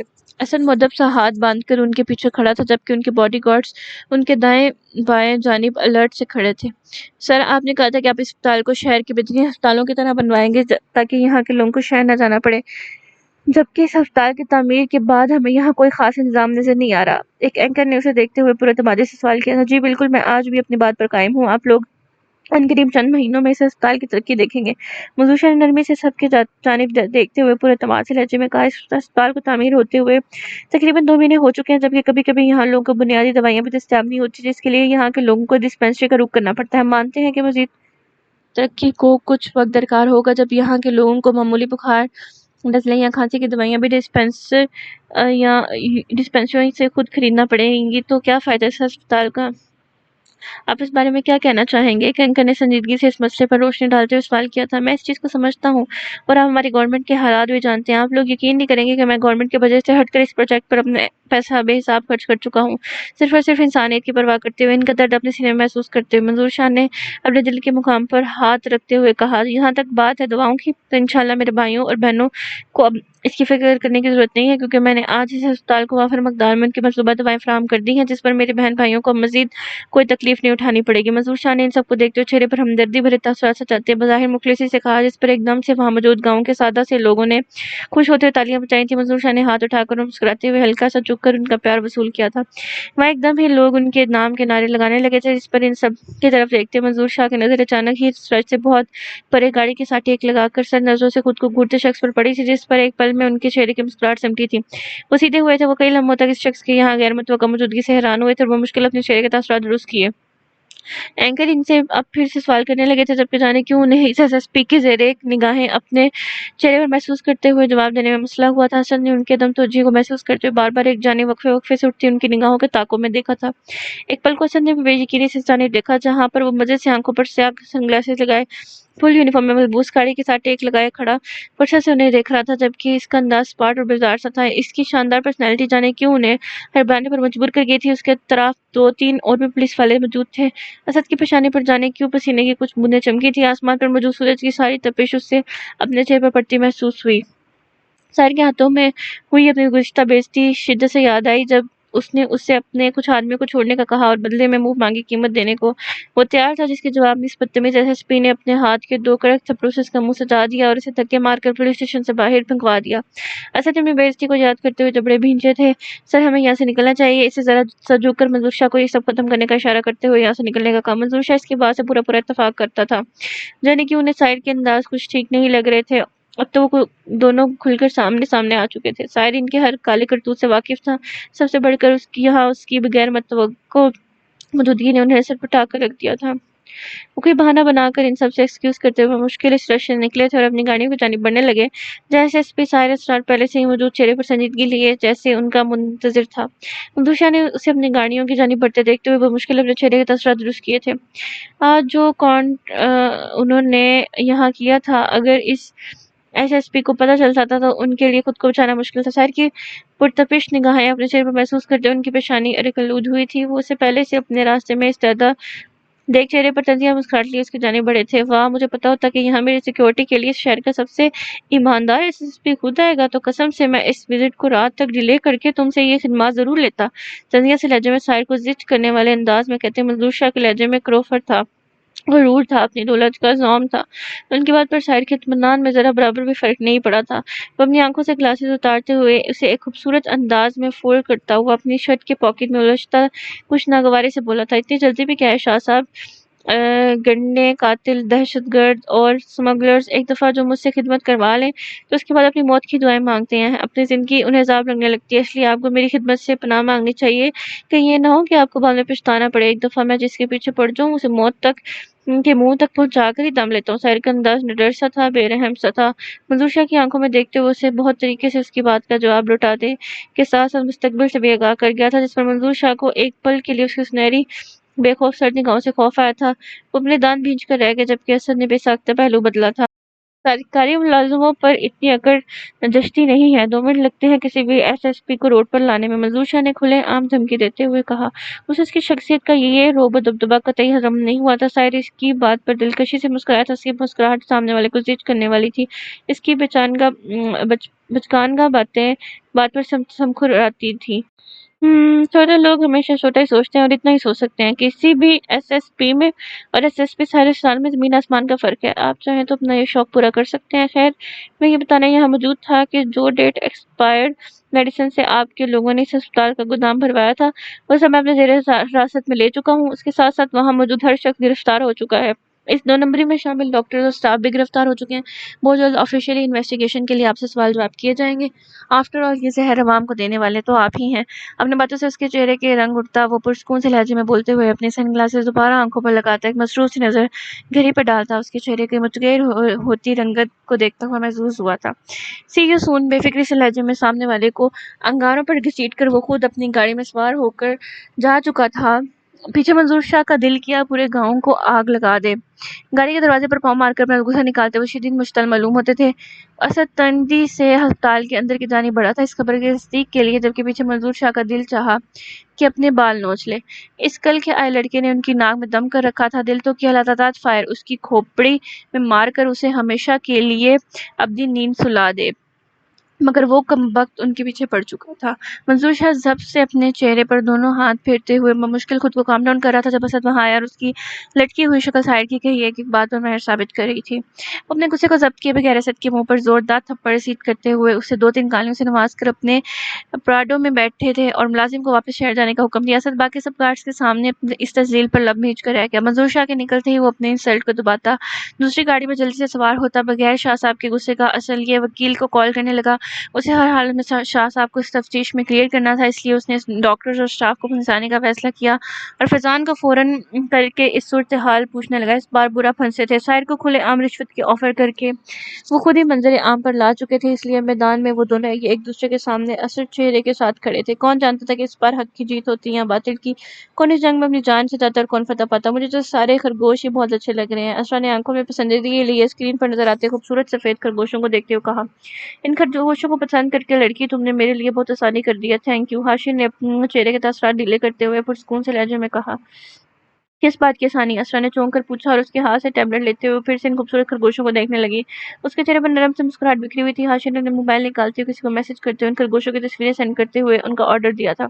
ایکچولی مجھے سمجھ نہیں آ رہی تھی کہ میں تمہیں شادی کا کیا گفٹ دوں۔ جیولری سے تمہاری دلچسپی تو میں پہلے دن ہی دیکھ چکا ہوں، اس لیے میں نے سوچا تھا کہ کوئی ایسا گفٹ دوں گا جو تمہیں پسند ہو، اور ان سفید خرگوشوں کو پسند کر کے تم نے میری مشکل آسان کر دی۔ ہاشم نے ہنوز فون پر ایک دوست کو آرڈر دیتے ہوئے یہ خرگوش رات تک یہاں پہنچانے کا کہا اور پھر موبائل سائڈ پر رکھ دیا۔ یہ لاکھوں کے خرگوش تھے جنہیں وہ لمحوں میں اسرا کے لیے خرید چکا تھا۔ مجھے کوئی گفٹ کی ضرورت نہیں، آپ پلیز خام خواہ کوئی تکلیف مت کریں، اسرا نے اس کے ارادے جان کر ٹیبلٹ کو آف کرتے ہوئے بے دلی سے ٹیبل پر رکھتے ہوئے کہا۔ اس وقت وہ لائٹ سکن اور پنک کلر کے جدید لباس میں ملبوس نازک سی گولڈ کی چوڑیاں پہنے لائٹ سے میک اپ میں واقعی ہی کچھ دنوں کی دلہن لگ رہی تھی۔ اس کا یہ روپ دن بدن نکھرتا ہی جا رہا تھا۔ وہ اپنے کلے بالوں کو لمبی چٹیاں میں مکیت کیے انہیں سر پر اوڑھے دوپٹے میں چھپائے ہوئے تھی۔ دیکھو گفٹ تو نہیں، تمہیں مجھ سے لینا ہی پڑے گا ورنہ ہم دونوں کی دوستی خراب ہو سکتی ہے، اس معاملے میں میں انکار نہیں سنوں گا۔ ہاشم کا انداز صدمے تھا، وہ اسرا کو تم ہی کہتا تھا جبکہ رشتے میں بڑے ہونے کے باوجود بھی اسے خود سے چھوٹی لڑکی کو آپ کہنے میں شدید مسئلہ درکار تھا، جبکہ اپنی سعادت پر وہ رومانس بیگم سے کئی دفعہ جھڑکیں سن چکا تھا۔ یہ ہماری دوستی کب ہوئی؟ اسرا نے اس کی ساری بات سے اس بات کو اچکتے ہوئے حیرانی سے پوچھا جو کہ یوں کہہ رہا تھا جیسے وہ دونوں بچپن کے دوست ہوں۔ جب تم پہلے دن ہمارے گھر آئی تھی اور مجھ جیسے ہینڈسم لڑکے کی باتوں پر مسکرائی تھی تو بس اسی دن ہو گئی تھی ہماری دوستی۔ اسرا نے نیم والبوں سے اس کی یہ بے تکی لاجک سنی تھی، اسے یقین تو ہی نہ آیا کہ ایسے بھی دوستیاں ہوتی تھیں۔ وہ سر جھٹک کر رہ گئی۔ ہاشم اسرار اس گھر کا سب سے کول رہنے والا فرد تھا۔ آپ میں اور رافع بھائی میں کوئی فرق نہیں، دونوں کے منہ میں جو آتا ہے بغیر سوچے سمجھے بول دیتے ہیں۔ اسرا نے نفی میں سر ہلاتے ہوئے اس کی بات پر افسوس سے کہا۔ خبردار جو مجھے اس بددماغ پولیس والے کے ساتھ ملا ہے، کہاں میں اور کہاں وہ۔ ہاشم کو اسرا کی بات پسند نہیں آئی تھی، اس لیے اس نے اس کی بات پر مصنوعی ناراضگی سے کہا۔ اسرا نے اس کی ناراضگی پر بدامی آنکھیں گھمائی تھیں۔ ہاشم سے اس کی دوستی تو تھی، وہ اس بات کا انکار نہیں کر سکتی تھی، مگر اس کے سامنے کبھی اقرار نہ کرتی ورنہ تو یہ شخص اس کی ناک میں دم کر دیتا۔ وہ اب بھی باز نہیں آتا تھا۔ آفس سے آنے کے بعد اسرا کا دماغ کھانے کی تو جیسے ہی اسے پیسے ملتے تھے اور کہیں نہ کہ اسرا کو بھی ہاشم کی بے فکر سے लापरवाही से कम नहीं अच्छी लगती थी। वो दोनों अपनी बहस में मसरूफ थे जब रुमैसा बेगम किचन से बाहर निकलती हुई दिखाई दी। उनके पीछे मुलाजमा भी लवाजमा से ट्राली घसीटती हुई लाउंज में दाखिल हो रही थी। असरा रुमैसा बेगम को देखती सीधी हुई थी, जबकि हाशिर अपनी माँ के आने पर उसके चेहरे पर की सिमटी मुस्कुराहट पर जी भरकर महसूस हुआ था। वो हनूज नीम दराज सा काउंच पर बैठा था, जबकि असरा उसके साथ सिंगल सोफे पर बैठी हुई थी। आज शाम की चाय कुछ लेट नहीं होगी माँ साहब? हाशिर ने सीधे होते हुए मुलाजिमा के हाथ से चाय का कप थामते हुए रुमैसा बेगम को देखते हुए पूछा। असरा ने उसके स्पार्ट चेहरे को देखते थूक निकला था, जाने अब उनका मूड किस बात पर ऑफ हो गया था। वो हाशिर के वॉलनट केक मांगने पर ट्रॉली की जानिब बढ़ते हुए प्लेट में केक का पीस निकाल कर देने लगी, जबकि उसने रुमैसा बेगम से केक का पूछा तो उन्होंने हाथ के इशारे से इनकार कर दिया था। असरा खामोशी से वापस अपनी जगह पर टिकती छोटे छोटे सिप लेती चाय पीने लगी। लेट तो होंगी ना, जब मैं अकेली ही सारे किचन के काम मैनेज करूंगी। बस अब मैंने सोच लिया है कि असरा कल से अपना घर संभाले। मुझसे ये सब जिम्मेदारियां मजीद नहीं उठाई जाती। आखिरकार मुझे भी तो महसूस हो कि मैं अपने बेटी की शादी कर चुकी हूँ और मेरी बहू ने मेरे घर को संभाल लिया है। कल तुम्हारी मिठाई पकाई की रस्म होगी। तुम कल सुबह खीर बना लेना, मैं जीमन और आतिफ को भी नाश्ते पर इनवाइट करूंगी। इसके बाद तुम जानो और तुम्हारा किचन। रुमैसा बेगम ने बगैर किसी गुजारी के थके हुए लहजे में कहा। आज उनकी तबीयत कुछ दिल सी थी, इसलिए वो चाहती थी कि अब असरा इस घर की जिम्मेदारियां उठाए। रुमैसा बेगम ने तो नॉर्मल से अंदाज में कहा था, जबकि दूसरी जानिब असरा को सांस सूंघ गया था। वो साकित होती पतलियों से बेयकीनी से कुछ लम्हे रुमैसा बेगम की जानिब देखती रही। हाशिर ने महसूस को निगाहों से दोनों सास बहू को देखा था। बिल्कुल सही कह रही हैं अम्मा साहब, आपने बहुत अच्छा फैसला किया। इसी बहाने हम भी भाभी के हाथ का जायका चख लेंगे। हाशिर ने शरारती निगाहों से असरा को देखते हुए कहा, जिसे देखकर लगता था कि वो किसी और दुनिया में पहुंची हुई है। असरा की शक्ल पर यकदम 12 बज गए थे, जिसे रुमैसा बेगम समेत हाशिर दोनों ने महसूस किया था। असरा का यह रद्दअमल गैर इरादी था। तुम्हें कोई इतराज है तो बता दो, कुकिंग तो आती है ना तुम्हें? उसे मुसलसल यूं होंकों की तरह खुद को देखता पाकर रुमैसा बेगम ने उसकी जानिब देखते हुए किसी खदशे के तहत पूछा। उन्हें यूं खुद को दोबारा मुखातिब करते देखा स्ट्राइकर को आंखें जोर से मीच कर रह गई। बस यही जलालत बाकी रहती थी। जी जी जी मैं कर लूंगी। असरा इन दोनों की नजरें खुद पर पाकर बमुश्किल इतना ही बोल पाई, जबकि इसका दिल तो किया कहीं भाग जाए। उसे चाय के सिवा कुछ नहीं बनाना आता था। वो खीर कहाँ से बनाती, उसे तो बस खाना आता था, बनाना नहीं। असरा को अपनी बेबसी पर शदीद रोना आया। वो तो बस हर वक्त पढ़ाई में करके रहने वाली पोजीशन होल्डर स्टूडेंट थी और उसका मशगला अपने फेवरेट राइटर्स की किताबों का मुताला करना था। उसे तो कभी कुकिंग का शौक ही पैदा नहीं हुआ था, कभी जरूरत ही महसूस नहीं हुई थी। वो रुमैसा बेगम को इनकार नहीं कर सकती थी, इसलिए खामोशी से हामी भरकर खुद को मुश्किल में डाल चुकी थी। वो नहीं चाहती थी कि रुमैसा बेगम पर उसका कोई मनफी तासुर पड़े। उसके हामी भरने पर रुमैसा बेगम मुतमईन सी होती चाय पीने लगी और हाशिर भी उनसे रोजमर्रा की गुफ्तगू करने लगा। जबकि असरा को चाय हलक से उतारना मुश्किल हो गया था। वो लब काटती आगे का लाहे अमल सोचने लगी। यकीनन वो बुरी तरह फंस चुकी थी। तुम कब तक इसकी शादी का शौक मनाओगी? हालत देखी है तुमने अपनी? तुम आखिर किस्मत के इस फैसले को मान क्यों नहीं लेती? वो कमरे में दाखिल हुई तो अंधेरे में डूबे कमरे को देखते जाने क्यों उनका दिल घबराया था। वो अपनी किस्मत के किए के फैसले का रोक लगाए बैठी थी, जिस पर उसका इख्तियार नहीं था। वो सारा दिन अपने कमरे में बंद रहती थी, हर किसी से जैसे किनारा कर लिया। और फायजा बेगम को उसकी हालत देखकर डर लगता था कि कहीं वो बीमार न पड़ जाए, इसलिए रोज समझाती कि वो बेसुध ही था। इस लड़की पर उनके अल्फाज असर करते ही नहीं थे। बाहर रात की स्याही हर्षों फैल रही थी और वो अपने कमरे में अंधेरा किए बिस्तर पर पड़ी थी। कैसी दिखती है वो? क्या मुझसे ज्यादा खूबसूरत है? पाठ लहजे में पूछते हुए उसने अपने चेहरे से हाथ हटाया था। बिस्तर से उठकर बैठी। उसकी आंखों में वहशत सी थी। जब से साइड की शादी हुई थी उसकी मुस्कुराहट कहीं गायब हो गई थी। ये कैसा सवाल है? तुम अपना मुकाबला इस लड़की से क्यों कर रही हो? उसकी बात समझती फायजा बेगम अपने इश्तार को काबू करती भड़क कर बोली, नहीं, दुनिया में हजारों लोगों की मंगनियां टूटती हैं, ये कोई इतनी बड़ी बात नहीं है जिस पर वो यूं एहसास कमतरी का शिकार हो रही थी। मैंने मुकाबला ही तो किया इस शख्स ने, इस लड़की के लिए मुझे रिजेक्ट करके। हीरा ने खुद अजियती से सर झटक कर कहा, फजूल बातें अपने दिमाग से निकाल दो हीरा, मैं तुम्हें पहले भी कई बार समझा चुकी हूँ। आगे बढ़ो, ये मंगनी कोई इतनी बड़ी बात नहीं थी जिसका शौक तुम उम्र भर मनाती रहो। तुम्हारे पापा तुम्हारे लिए परेशान है, तुम इनके बारे में क्यों नहीं सोचती, इनसे क्यों नाराज हो? फायजा बेगम ने उसे फिर से समझाना चाहा। पापा ने उनका साथ दिया था मम्मा, उन्होंने बहुत आसानी से कह दिया कि वो इस लड़की के साथ खुश रहे, जबकि वो कैसे कह सकते हैं? वो मेरे बाप थे, उन्हें तो मेरे साथ देना चाहिए था। हीरा अपनी नाराजगी की वजह बताते हुए जिल्लत दान पीस से उससे तो रह रह कर ये गम खाया जा रहा था कि उसका बाप उसकी शादी में शामिल हुआ था। बस करो हीरा, निकाल तो अपने दिमाग से ये फजूल बातें और आगे बढ़ो। तुम्हारी खाला तुम्हें बहुत मिस करती हैं, अगर तुम बेहतर समझो तो कुछ देर उनके पास बहरीन जाकर रहे। और रोशान भी तुम्हारे लिए परेशान हो रहा था, तुम्हारी इससे अच्छी दोस्ती है, कुछ दिन उनके साथ गुजारो, तुम्हारा दिल भी पहले और दिमाग भी दुरुस्त होगा। फायजा बेगम ने उसके बाल समेटते हुए समझाने वाले अंदाज में कहा। अगले महीने की फ्लाइट बुक करवा दे, हीरा ने बददिली से कहा, जबकि जहन में तो कुछ और ही चल रहा था। गुड गर्ल, बहुत अच्छा फैसला किया तुमने, वो बहुत खुश होगी। फातिमा बेगम तो उसके अपने जिद छोड़ने पर हैरान होती दिल से खुश हुई थी और आगे बढ़कर उसकी पेशानी चूमी, जिस पर हिला फीका सा मुस्कुराई। तुम फ्रेश होकर नीचे आओ, मैं तुम्हारे बाबा भी आने वाले हैं, मैं डिनर टेबल पर लगवाती हूँ, हम सब एक साथ डिनर करेंगे। फातिमा बेगम ने मुस्कुराते हुए कहा, जिस पर हीरा ने इस बात में सर हिलाया था। फातिमा बेगम के अपने कमरे से जाते ही उसने कुशन के नीचे से एक तस्वीर निकाली थी, जो कि सायर के निकाह की तस्वीर थी। वो अस्रा के साथ बैठा था, जबकि अस्रा का चेहरा घूंघट में छुपा हुआ था। वो इस लड़की को देख ना सकी। हीरा ने अपने लंबे नाखून से अस्रा के चेहरे को खुनोचा था, उसके चेहरे के तासुरात नागवार से जब्त किए हुए थे। उसने असरा की तस्वीर को फाड़ कर इस तस्वीर से लदा किया था और उसे मरोड़ कर डस्टबिन में फेंक दिया, जबकि साहिर को वो हनूज शिकवा गुनाह गाँव से घूर रही थी। उसे यूं ही बैठे जाने कितने लम्हे गुजरे थे जब मुलाजमा के दरवाजा नॉक करने बुलाने पर वो होश में आई। नीचे की जाने बढ़ी थी, जबकि उसके कमरे में अंधेरा हनूज हर सो बिखरा हुआ था। वो पिछले 1 घंटे से मुसलसल सर झुकाए सोफे पर बैठी परेशान दिखाई देती थी। उसके चेहरे पर इज़्तिराब था। वो बार-बार अपने फ़ोन से किसी का नंबर डायल करती और फिर मायूसी से मोबाइल दूसरी जानिब गुस्से से पटक देती।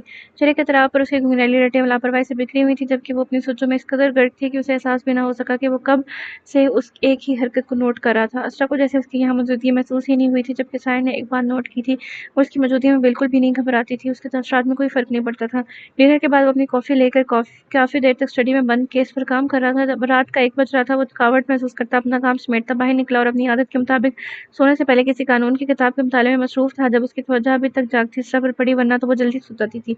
आज जाने क्यों वो अभी तक जाग रही थी। साहिर की तवज्जो ना चाहते हुए भी उसकी जानिब मबज़ूल हुई थी। वो अपने नाइट सूट में मलबूस बेड पर नीम दराज से बैठा किताब से वक्फे से निगाह उठाकर उसे देख लेता तो जाने कौन सी दुनिया में गुम थी। असरा की बेचैनी भांपते उससे किताब का मुताला करना मुश्किल हो गया।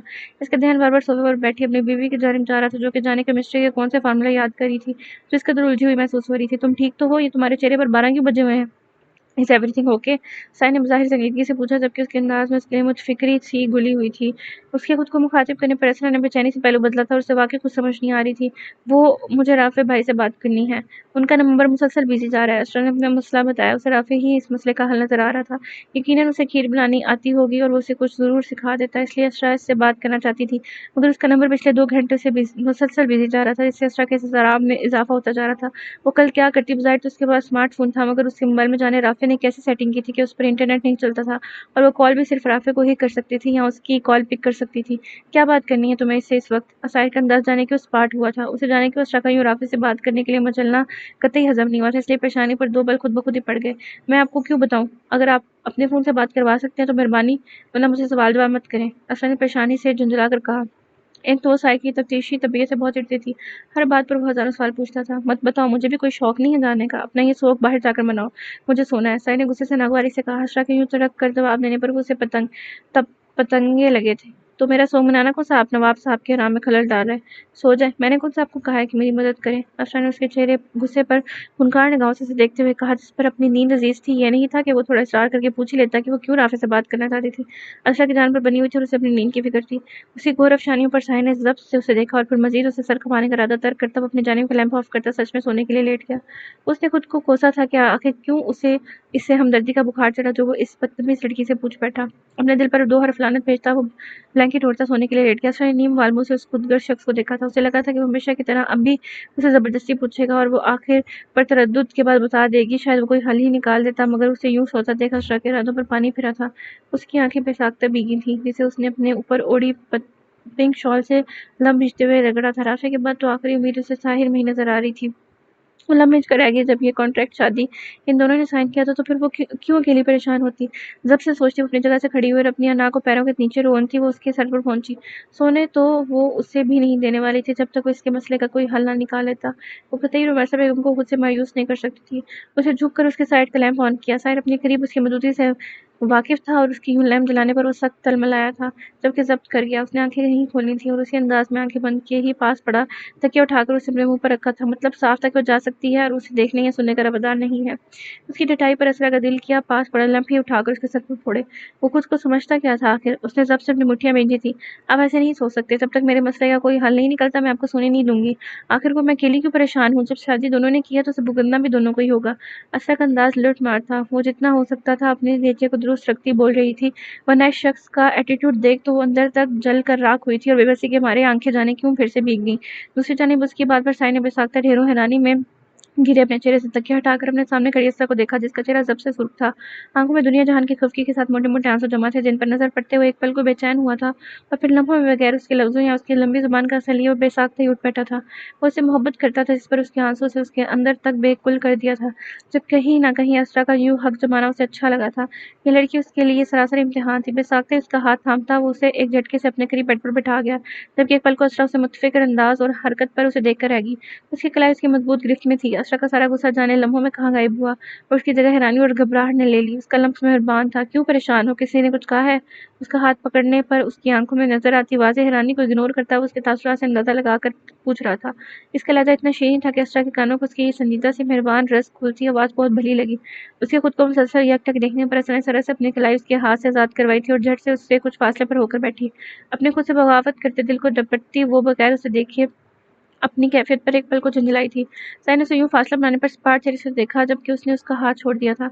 एक पल के लिए दोनों के दरमियान खामोशी का लम्हा वक़्फ़ आया, जिसके बाद सायर के कानों ने उसकी बात सुनी। वो आंटी चाहती हैं कि मैं किचन का काम संभालूं, खाना बनाया करूं और इसीलिए उन्होंने मुझे कल खीर बनाने के लिए कहा है। मगर उसकी खुद पर मुसलसल जमी नज़रों को महसूस करती वो अपने हाथों को देखती हुए दम सी आवाज़ में बोली थी, जबकि उसके लहजे में बेबसी सी खुद ब खुद घुल गई थी, जिसे वो चाह कर भी छुपा न सकी। मगर उसकी बात अधूरी छोड़ने पर वह हनूज इस पर निगाहें जमाए सवालिया अंदाज में बोला था, मुझे खाना बनाना नहीं आता तो मैं कहाँ से बनाऊँ? असरा ने उसे दबे-दबे लहजे में अपनी परेशानी बताई। जबकि जाने क्यों अपनी इस कमज़ोरी का ज़िक्र करते उसे रोना आ रहा था जिसे वो मुश्किल ज़ब्त किए हुए थी। उस इतनी सी बात पर इतना ज़्यादा रिएक्ट करते देख साहिर को हैरत के साथ-साथ उसके ज़हनी तवाज़ुन पर भी शक हुआ था। वो उसे रात के 2 बजे इतना ज़्यादा परेशान होकर ये बता रही थी। साहिर का दिल क्या अपनी किस्मत पर खुद को दिलासा दे, जिसने दिल लगाया भी तो किस ज़ालिम के साथ। वाओ! आई एम सरप्राइज्ड, उसने हैरानकुन से लहजे में बज़ाहिर संजीदगी से कहा, जिस पर असरा ने अपनी घनेरी पलकों की नम बाहर उठाकर उसे देखा, जो कि जैसे उसकी बात सुनने के बाद सख्त बदमज़ा हुआ और अब उसका मज़ाक उड़ाने का इरादा रखता हो। लिटरली तुम्हें खाना बनाना भी नहीं आता? वैसे तो हर वक़्त बड़ी रज़िया सुल्ताना बनी फिरती हो और अब इतनी सी बात पर ऐसे शोर मचा रखे जैसे जाने कौन-सी क़यामत आ गई हो। साहिर ने अफ़सोस करने के साथ-साथ कड़क कर कहा। उसे असरा का ये उतरा हुआ परेशान चेहरा बिल्कुल अच्छा नहीं लग रहा था। तभी से इस ताने को वो अफ़सोसकुन लहजे में बोला था, जबकि उसके चेहरे पर नज़र आती मुस्कुराहट ने असरा का सारा खून जला दिया। खबरदार अगर आपने मुझे कुछ भी कहा, मेरे पास कभी इन चौंचलों के लिए वक़्त नहीं रहा था। असरा का अंदाज़ा अपना दिफ़ा करने वाला था, जबकि पहली बात उसे वार्न करने वाले अंदाज़ में कही थी। कभी किसी को इतनी इजाज़त नहीं देती थी कि कोई इसका मज़ाक उड़ाए। साय ने समझने वाले अंदाज़ में सर हिलाया था, जबकि वो उसके वापस लड़ाका को रूप में लौटने वाले अंदाज में महसूस हुआ था। वैसे ये कोई इतनी बड़ी बात नहीं थी जिस पर तुमने मेरी नींद खराब की। तुम सिंपल माँ साहब को बता दो कि तुम्हें खाना बनाना नहीं आता, वो तुम्हें फोर्स नहीं करेंगी। साहिर का अंदाज संजीदा था। मैं आंटी को मना नहीं कर सकती, आप कोई और हल बताएं। असरा ने नफे में सर हिलाते हुए संजीदगी से कहा।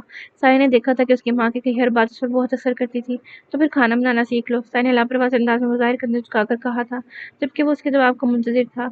वो तो अब सीखना पड़ेगा, मगर मैं कल क्या करूँ? आंटी ने सुबह नाश्ते में खीर बनाने का कहा है, वसीमा लापी को भी नाश्ते पर इनवाइट कर चुकी हैं। अगर खीर अच्छी ना बनी तो सबको बहुत बुरा लगेगा। आशा के लहजे में उसके घर वालों के लिए फ़िक्र थी, मोहब्बत थी। साय ने ना ज़िंदगी भरी निगाहों से उसका ये रूप देखा था। उसे अपनी इज़्ज़त की परवाह नहीं थी, उसे माँ की इज़्ज़त की परवाह थी, जिस पर उसे वो अपने दिल के मज़ीद करीब लगी। तुम सो जाओ, तुम्हारा मसला हल हो जाएगा एंड डोंट वरी, कल किसी को कुछ भी बुरा नहीं लगेगा। नरमी से उसकी जानिब थोड़ा सा झुक कर गमगीन लहजे में वो कहता और जैसे उसे परेशानी से आज़ादी की खबर सुना रहा हो। असरा ने अपना चेहरा उठाकर उसे देखा था, जिससे बात करने के बाद जाने क्यों वो बहुत हल्का-फुल्का सा महसूस कर रही थी। वो पूछना चाहती थी कि कैसे, मगर इस शख्स की आंखों में नज़र आती अपने लिए पसंदीदगी को देख वो कुछ बोल ना सकी। दिल इसकी बातों पर ईमान ले आया था और असरा उसकी सहनहरी सहज़दा आंखों में जाने क्यों खुद को डूबता हुआ महसूस कर रही थी। क्या मैं अब सो सकता हूँ? साहिर का नज़र इजाज़त तलब था। उसे हनूज़ खुद को देखता पाकर साहिर ने गोया उसे मुखातिब करते हुए मुतवज्जा किया था, जिस पर असरा लम्हों में उसके बिस्तर से एक झटके से उठी थी। वो उसके यूँ पूछने पर जी भरकर शर्मिंदा हुई थी और अपनी बेइख्तियारी पर नज़र चुराती बगैर उसे देखे कमरे की लाइट ऑफ करती जल्दी से अपने सोफे की जानिब पड़ी थी। अपने पुश पर उसकी नज़रों को महसूस करती वो मुंह तक ब्लैंकेट ओढ़कर जोर से आंखें मीच गई। उसने अपने दिल पर हाथ रखा था, जो कि मामूल से ज़्यादा धड़क रहा था। असरा को अपनी कैफियत पर घबराहट हुई और वो सर झटकते हुए आयतल कुर्सी पढ़ते खुद को इस जादूगर के जादू से महफूज रखने की तदबीरें करने लगी। साहिर उसके यूँ घबराने पर मुस्कुराया था और असरा के सोफे पर जाकर सोने पर एक सर्द सांस खारिज करता हुआ अपनी साइड का लैंप ऑफ करके लेट गया। असरा की आज की बातों ने जाने कि उसके दिल में मौजूद उसकी मोहब्बत को मज़ीद बढ़ा दिया था, जिस पर बेसाख्ता एक नरम से मुस्कुराहट ने उसके लबों को हाथ कर रखा था और उसे एहसास भी न हुआ कि वो कब उसे सोचता नींद की वादी में उतर गया था। नींद ने उस पर मेहरबान होते उसे हर ख्याल से आज़ादी दे दी थी। उसके कमरे में उसकी मौजूदगी का एहसास बहुत पुरसकून और बहुत हसीन था, मगर शायद मुख्तसिर था। रात की स्याही के कटते ही हर सू सुबह का नया सूरज तुलू हुआ था, जिसकी चमकती हुई रोशन किरणों ने हर सू अपनी रोशनी बिखेर दी थी। पूरे आलम पर एक नया दिन का आगाज हो चुका था, जो कि हर किसी के लिए बहुत से चैलेंजेस लेकर आया था। दिन के चढ़ते ही जिंदगी का एक और दिन शुरू हो चुका था। सर्दी का मौसम अपने रूज पर था। इस पर शुक्रिया था कि पिछले 2 दिन से धूप निकल रही थी, जिसने हर जीरू को हरारत बख्शी हुई थी। वो सुबह फजर की नमाज के बाद कुछ देर कुरान पाक की तिलावत करने के बाद मुंबुल की तैयार होकर नीचे आ गई थी। रुमैसा बेगम अभी अपने कमरे में ही थी। यकीनन वो कुरान पाक की तिलावत में मसरूफ थी। सीढ़ियां उतरते हुए असरा ने मुलाजमा को रुमैसा बेगम के कमरे में चाय ले जाते देखा। वो सुबह की चाय अपने कमरे में ही पीती थी। असरा ने आखिरी सीढ़ी पर उठते हुए एक नज़र पूरे पोर्शन में घुमाई थी, मगर उसे वो कहीं नहीं दिखा। असरा को इस शख्स की चालाकी पर जी भरकर गुस्सा आ रहा था, जो खुद कब से गायब था। उसने उसका एतबार ही क्यों किया? वो तो था ही झूठा, वो कैसे उसकी बातों पर एतमान ले आती? شاید اس کے ذلیل ہونے سے وہ خوش ہوتا تھا، تبھی تو اسے رات میں اس نے بیوقوف بنایا کہ کل اس کا مسئلہ حل ہو جائے گا، اور آج اس کے اٹھنے سے پہلے ہی وہ کمرے سے غائب تھا۔ آج پہلی بار ایسا ہوا تھا کہ وہ اٹھنے کے بعد اس کے لوٹنے کی منتظر تھی۔ گھڑی کی سوئیوں کو 7 کا حصہ پار کرتے دیکھ اسرا لم بھیجتے ہوئے تیار ہو کر نیچے آ گئی تھی۔ شاید آج کا دن اس کی زندگی کا بدترین دن ہونے والا تھا۔ وہ کبھی کسی بھی امتحان میں فیل نہیں ہوئی تھی، اور شاید آج بری طرح فیل ہونے والی تھی۔ اس کی آنکھ سے ایک آنسو ٹوٹ کر اس کے شفاف گال پر گرا تھا اور اس کی ظاہر سے بدگمانی مزید بھری تھی۔ السلام علیکم بی بی، میں آپ کو ہی اٹھانے آ رہی تھی۔ بیگم صاحبہ نے کہا ہے کہ پہلے آپ کھیر تیار کریں گی اور پھر سب کے لیے ناشتہ۔ اور میں سے بیگم کے کمرے سے باہر نکلتی ملازمہ کی نظر آخر والی سیڑھی پر کھڑی اسرا پر پڑی تھی، جو جانے کہاں کھوئی ہوئی تھی۔ لائٹ سی گرین اور آف وائٹ کلر کے جدید لباس میں ملبوس لمسے بالوں کو آدھا کیچن میں مکید کیا اور آدھا کھلا چھوڑے ہوئے بغیر کسی میک اپ کے نکھری سے بہت پیاری لگ رہی تھی۔ ملازمہ نے پسندیدگی بھری نظروں سے اسے دیکھا تھا، جبکہ اس کی آنکھوں میں آنسو سے شدید حیرت ہوئی۔ اس نے اس کے قریب آتے ہوئے اپنی حیرانی چھپاتے ہوئے مدب سے لہجے میں رمیسا بیگم کا پیغام سنایا تھا۔ وعلیکم السلام، آپ مجھے بتا دیں کہ کون سی چیز کہاں پڑی ہے، اور ہو سکے تو میری تھوڑی سی مدد بھی کر دیں۔ اسرا نے نامحسوس انداز میں اپنی آنکھیں صاف کی تھیں، جبکہ جانے کہ اس خیر کی اس حرکت پر اس کا دل ہر چیز سے چاٹ ہو گیا تھا۔ وہ اس کا تماشا بنوانا چاہتا تھا، تبھی خود یہاں سے غائب تھا۔ اسرا نے ضبط سے سر جھٹکا۔ میں نے سارا سامان پہلے ہی نکال کر رکھ دیا بی بی جی، آپ دیکھ لیں۔ بیگم صاحبہ نے مجھے ٹیرس کی صفائی کرنے کا کہا ہے تو معذرت، میں آپ کی مدد نہیں کر سکتی۔ ملازمہ نے کچھ شرمندگی سے کہا۔ وہ اس پیار لڑکیوں کو یہ بتا کر اس کا دل نہیں توڑنا چاہتی تھی کہ رمیسا بیگم نے اسرا کی مدد کرنے سے سختی سے منع کیا تھا اور دوسرے کام پر لگایا تھا۔ اسرا اس کی بات سمجھتی مبہم سا مسکرائی تھی اور سر اس بات میں ہلاتی کچن کی جانب بڑھ گئی۔ ملازمہ اس کے کچن میں جاتی سیڑھیاں چڑھتی اوپر کی جانب بڑھ گئی۔ اسرا نے کچن میں داخل ہو کر ایک نظر شیلف پر پڑی ترتیب شدہ چیزوں کو دیکھا تھا۔ وہ چولہے پر ہلکی آنچ پر پکتے دودھ کو، پاس ہی بھیگے ہوئے چاول پڑے دیکھے تھے۔ اسرا انہیں دیکھتی کچھ پل سوچنے لگی۔ اسے اس وقت یہ کھیر بنانا دنیا کا مشکل ترین کام لگا۔ وہ ایک سر سانس خارج کرتی، خود کو ریلیکس کرتی، اپنے سر پر اوڑھے بڑے سے آف وائٹ دوپٹے کو گلے میں ڈال کر پیچھے سے ہلکا سا گرہ لگاتے ہوئے ایپرن پہن کر چولہے کی جانب بڑھی تھی۔ وہ ہار نہیں مان سکتی تھی، کوشش تو اسے کرنی تھی، باقی نتیجہ جو بھی ہوتا وہ اسے اس کے بارے میں سوچنا نہیں چاہتی تھی۔ اسے کیبن سے ایک نارمل سائز کا برتن نکالا اور اسے دوسرے چولہے پر رکھتے ہوئے فریج سے دودھ نکال کر برتن میں ڈالا اور دوسرے چولہے پر چاولوں کو ابالنے کے لیے پانی رکھ دیا۔ وہ اپنی سمجھ کے مطابق اسے بنانے لگی۔ اسے اجزاء تو یاد تھے، مگر ان کا استعمال اور طریقہ نہیں پتہ تھا۔ اسے اس مشکل کام میں آدھا گھنٹہ گزرا تھا جب لان کی جانب کھلتا کچن کا دروازہ نوک ہوا۔ اسرا نے حیرانی سے اس جانب دیکھا۔ یہ دروازہ زیادہ تر بند ہی رہتا تھا، سردیوں کے موسم کی وجہ سے کچن کی کھڑکیاں بھی بند رہتی تھیں۔ اسرا یوں ہی ہاتھ میں چمچہ تھامے دروازے کی جانب بڑھی تھی اور ماتھے پر 2 بل ڈالے کچھ سوچتے ہوئے سن کھول دیا۔ اپنے سامنے اس شخص کو دیکھ اسرا کا جیسے سارا کا سارا غصہ لمحوں میں اود آیا تھا، اور اس کے اندر داخل ہونے سے پہلے غصے سے دوبارہ دروازہ بند کرنے لگی جب سائن نے اس کا ارادہ بھانپتے جلدی سے اپنا وائٹ جوگرز میں مکید پاؤں دروازے میں پھنسایا اور اس کی جھٹکے سے ایسا کرنے سے روکتا ہوا اندر داخل ہوا اور اپنے پیچھے دروازہ بند کیا۔ یہ لمحوں میں ہوا تھا۔ آپ کیوں آئے؟ آپ یہاں جائیں یہاں سے، اسرا نے غصے سے اپنے ناک کے نتنے چلاتے ہوئے کہا، جانے والی نظروں سے اسے گھورتے ہوئے کہا۔ سائن نے بہت حیرانی سے اس کا خود سے یوں ناراض ہونا دیکھا تھا۔ وہ اسے ناراض تھی، اس کی منتظر اسے سمجھ نہ آیا، جبکہ اسرا کا یہ انداز بہت انوکھا، بہت پیارا تھا۔ وہ گلے میں لاپرواہی سے دوپٹے پر ایپرن باندھے اس کی موجودگی کا اثر لیے بغیر پرسکون تھی۔ اس کے انداز میں اطمینان تھا۔ وہ اس کے گلابی ہوتے چہرے سے بمشکل اپنی نظریں ہٹا پایا تھا۔ اسرا عالم نے انداز دن بہ دن اسے حیران کر رہے تھے۔ میرا گھر ہے، میں جہاں مرضی جاؤں، تم سے اجازت لینے کی ضرورت نہیں مجھے۔ سائن کا انداز پار تھا۔ وہ مشکل خود کو کمپوز کرتا ہوا کندھے اٹھا کر لاپرواہی سے بولا تھا اور اس کے طیش میں مزید اضافہ کر گیا۔ اسرا نے اس کے انداز پر اپنے دانت پیسے تھے۔ زہر ہی تو لگتا تھا اسے یہ شخص۔ وہ ڈٹائی سے اپنی راستے سے ہٹاتا دندناتا ہوا پورے کچن کا معائنہ کرتے ہوئے آخر پر اس کے چولہے پر چڑھائی کھیر کی جانب بڑھتے ہوئے اجازت لیتے ہوئے بے یقینی سے دیکھنے لگا۔ اسرا کو اس کی نظروں سے کچھ غلط ہونے کا احساس ہوا تھا۔ وہ اپنے غصے کو ایک طرف کرتی، اپنی گھبراہٹ کو چھپاتی اس کی جانب بڑھی تھی، جبکہ اسے اپنے چہرے پر فکر تھی۔ کیا ہوا، صحیح نہیں لگ رہی؟ اسرا نے اس کے قریب آتے ہوئے ایک نظر چولہے پر پکتی اپنی کھیر کو دیکھتے ہوئے پوچھا۔ وہ تو کھیر تیار کر چکی تھی۔ سائن نے اس کے ہاتھ سے چمچہ لے کر ایک دفعہ اس کھیر میں گھمایا تھا، جو کہ کھیر کے علاوہ کچھ بھی ہو سکتا تھا، مگر اسے کسی صورت کھیر نہیں کہا جا سکتا تھا۔ چاول سمیت پستے اور بادام بھی دودھ میں تیر رہے تھے۔ سائن نے ایک نظر افسوس سے اپنی ذہین بیوی کو دیکھا۔ اسرا اس کی سوچ سے زیادہ پھوڑ تھی۔ تم ایسی کھیر کھاتی ہو؟ اس کی سوالیہ نظریں خود پر پاتے سائن نے افسوس سے پوچھا تھا، اور اس برتن کو چولہے سے اتار کر وہ سنک میں رکھ چکا تھا۔ اسرا نے حیرانی سے اپنی محنت کو یوں پھینکتے دیکھا تھا۔ بس مکس نہیں ہوئی اچھے سے، باقی ٹیسٹ تو شاید ٹھیک ہو۔ اسرا نے افسوس سے کہا، کسی کام کی نہیں ہو تم، بس بدتمیزی کروا لو تم سے۔ سائن کا انداز ڈانٹنے والا تھا۔ اسرا کا منہ اس بےعزتی پر مزید پھولا۔ وہ پھر سے کسی نالائق اسٹوڈنٹ کی طرح باتیں سنانے لگا تھا، جس پر اسرا کا چہرہ خود بخود سرخ ہونے والا تھا۔ اس نے کھا جانے والی نگاہوں سے اسے چوڑی پشت کو گھورا تھا، جو کہ اسکن ٹراؤزر پر فل وائٹ شرٹ میں ملبوس، پیروں میں وائٹ جوگرز پہنے یقیناً جاگنگ سے واپس آیا تھا۔ ظاہر اب دوبارہ سے خود کھیر بنا رہا تھا۔ اس کی ساری خوبیوں میں ایک خوبی یہ بھی تھی کہ کھانا بنانا اس کے بائیں ہاتھ کا کھیل تھا۔ اسے صرف پاکستانی کھانے ہی نہیں بلکہ چائنیز اور اٹیلین ڈشز بھی بنانی آتی تھی۔ اس نے کھانا بنانا ہاسٹل میں سیکھا تھا، جبکہ اس کے بعد وہ کچھ عرصہ تک گھر میں چھٹی کے دن کوکنگ کیا کرتا تھا، مگر پچھلے کچھ مہینوں سے اس کی روٹین بہت ٹف ہو گئی تھی۔ اس کے لیے اپنا یہ شغل پورا کرنے کا وقت ہی بہت کم ملتا تھا۔ پہلے سے چولہے پر پڑا پکتا ہوا دودھ، جو کہ یقیناً ملازمہ نے کھیر بنانے کے لیے ہی پہلے سے کرنے کے لیے رکھا ہوا تھا، اس نے اسے استعمال کیا۔ اسرا کو منہ پھلائے خود کو گھورتا پا کر اس نے اسے ہر چیز نوٹ کرنے کا کہا تھا تاکہ اگلی دفعہ وہ خود بنائے۔ اسرا بظاہر تو پریشانی پر بڑھ ڈالے، مجبوری میں اس کے پاس کھڑی اس کی بتائی گئی چیزیں اسے لا کر دیتی، اس کی ہیلپ کری تھی، جبکہ اندر سے وہ دل سے اس کی طرف متوجہ تھی۔ وہ بہت ذہین تھی، چیزوں کو بہت جلدی پک کر لیتی تھی۔ اگر ایک دفعہ اسے یوٹیوب پر کھیر کی ریسپی دیکھنے کا موقع مل جاتا تو بہت اچھی کھیر بنا لیتی۔ اتنا تو اسے خود پر اعتبار تھا۔ ساحر بڑی مہارت سے کھیر بناتے ہوئے کے ساتھ ساتھ ایک شیلف سے سمیٹ رہا تھا۔ اسے صفائی پسند تھی۔ اسرا کی نگاہیں اس کے مضبوط شفاف بے داغ ہاتھوں پر ٹکی تھی جو کہ بڑی مہارت سے شیلف پر گرا دودھ کپڑے سے صاف کرتا ہوا اسے کلین کر چکا تھا، اور یوں ہی چلتے پھرتے اس نے سنک میں پڑے برتن بھی دھو کر واپس کیبن میں رکھ دیے تھے۔ کچن کی صفائی کو دیکھ کر لگتا ہی تھا کہ یہاں کسی مرد نے کام کیا ہے۔ اس کی نفاست پسند طبیعت سے وہ متاثر ہوئے بغیر نہیں رہ سکی تھی۔ تقریباً آدھے گھنٹے بعد کھیر تیار تھی۔ آخر پر روسٹ کیے ہوئے ڈرائی فروٹس اس میں شامل کر کے اس نے اسرا کو اسے ٹھنڈا ہونے کے بعد ڈش آؤٹ کرنے کا کہا تھا، اور خود کچن سے جانے لگا جب اس لڑکی کی آواز اپنی پشت پر سنائی دی۔ اگر کھیر اچھی نہ بنی تو؟ اسرا کا انداز سراسر اس کی قابلیت پر شک کرنے والا تھا۔ وہ دونوں بازو سینے پر باندھے سپاٹ چہرے سے پوچھ رہی تھی۔ گھریالے بالوں کی شریر لٹیں اس کے کیچر سے آزادی ملتے ہی اس کے چہرے کو چھونے لگی تھی، جبکہ وہ گلے میں لاپرواہی سے دوپٹہ لیے پورے اعتماد کے ساتھ اس کے سامنے کھڑی تھی۔ اسرا کی لا علمی تھی تو اپنے دوپٹے کو بے نیازی سے گلے میں ڈالے بھولی ہوئی تھی، ورنہ تو اسے ہمیشہ اپنے دوپٹے کا خیال رہتا تھا۔ اور اگر اچھی بنی تو مجھے کیا ملے گا؟ سائے نے سوال کے بدلے سوال کیا تھا، جبکہ اس کا انداز سنجیدہ تھا۔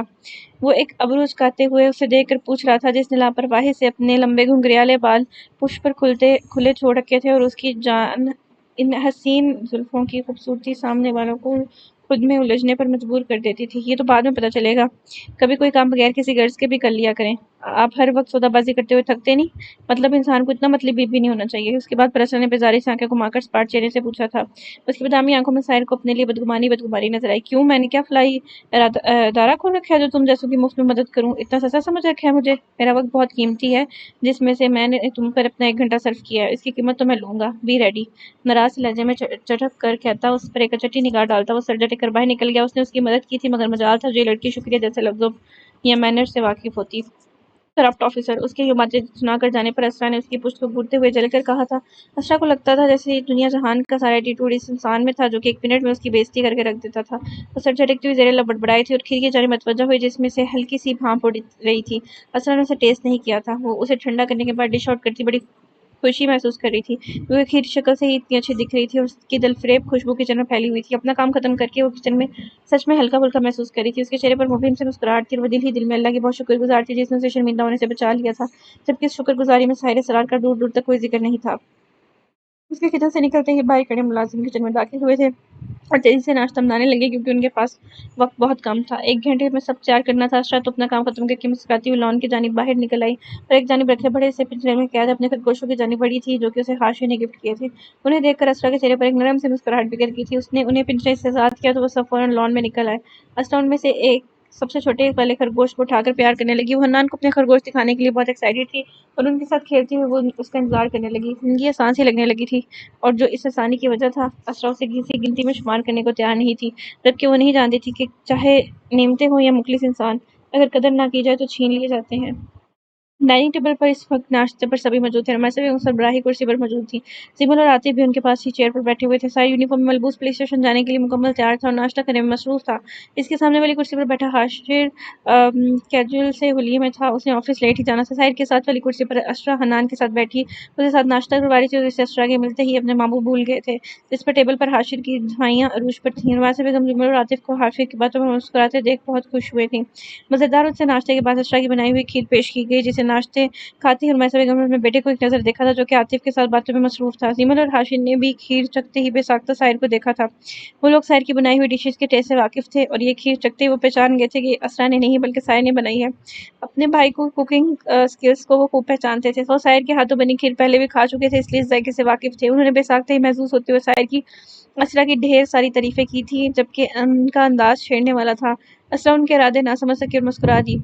ویل ڈن اسرا، تمہیں زیمل کے ساتھ بھی اس کھیر کی ریسپی شیئر کرنی چاہیے، اٹس ریئلی گڈ۔ عاطف نے محظوظ ہوتے ہوئے اسرا کی تعریف کرتے ہوئے زیمل کو بھی متوجہ کیا تھا جس پر وہ مسکرائی تھی اور چائے کا گھونٹ بٹیا اسرا کو چھو لگتے لگتے بچا تھا۔ اس نے مبہم سا مسکرا کر یہ تعریف وصول کی تھی جبکہ وہ تو رمیسا بیگم کی تعریف کی منتظر تھی جو کہ ابھی تک کچھ نہ بولی۔ تھینک یو، شیور، اسرا نے نرم سے مسکراہٹ چہرے پر سجائے کہا۔ ہاں اسرا، مجھے بھی ضرور بتانا، زیمل نے مسکراہٹ دباتے ساحر کو دیکھتے ہوئے شریر سے انداز میں کہا۔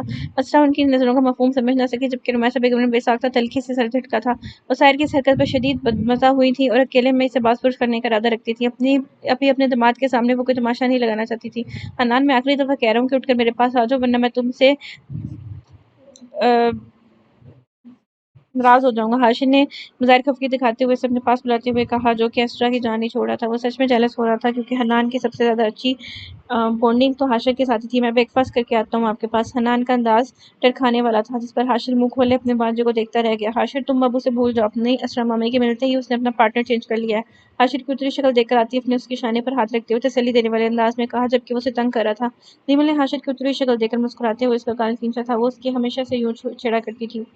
یہ موٹا اب آئے میرے پاس. ہاشم نے کڑ کر کہا اور خونخوار نظروں سے حنان کو گھورنے لگا جو کہ اسرا کے ہاتھ سے ناشتہ کرتے ہوئے اسے مسلسل اگنور کر رہا تھا. اس کے یوں دھمکی دینے پر حنان نے مصنوعی منہ بسوڑتے ہوئے ساحر کو دیکھا تھا جیسے اس کی شکایت کر رہا ہو. Here he is right honey. Sahir نے ہاشم کی فیور کرتے ہوئے کندھے اچھا کر کہا. اسرا پر تو اسے صبح سے ہی غصہ تھا اس لیے اس کی فیور تو اب کبھی نہیں کرنے والا تھا. اسرا نے حنان کو اشارہ کیا تھا کہ وہ اپنے ماموں کے پاس چلا جائے جس پر وہ اس کی بات سمجھتا بھاگ کر ہاشم کی طرف لپکا تھا اور زبردستی اس کی گود میں گھستے گویا اسے منا رہا تھا جو کہ کچھ تردد کے بعد مان بھی گیا تھا. ڈائننگ ٹیبل کا ماحول بہت خوشگوار ہو گیا تھا. ہاشم نے اپنی DSLR کیمرے سے اس خاص موقع پر کچھ یادگار تصویریں بھی بنائی تھی. رمیسہ بیگم اور نیمل نے اسرا کو گفٹ دیے تھے. اس کے بعد ساحر بھی سب سے ملتا ہوا پولیس اسٹیشن جا چکا تھا. ناشتے کی ٹیبل پر اس نے اسرا کو مکمل اگنور کیا تھا. دوسری جانب اسرا کو بھی ذرا پرواہ نہیں تھی. وہ تو بس اللہ کی شکر گزار تھی جس نے آج اس کی عزت رکھ لی تھی. کچھ دیر بعد عاطف بھی آفس کے لیے نکل گیا تھا. نیمل اور حنان کو ہاشم نے آفس جاتے ہوئے ڈراپ کرنا تھا اس لیے وہ آرام سے بیٹھی اسرا سے باتوں میں مصروف تھی. اسرا ان سب کی کھیر کی تعریف کرنے پر بہت خوش تھی جبکہ خود چکھنے پر وہ بھی اس شخص کی تعریف کرنے سے خود کو روک نہیں پائی تھی.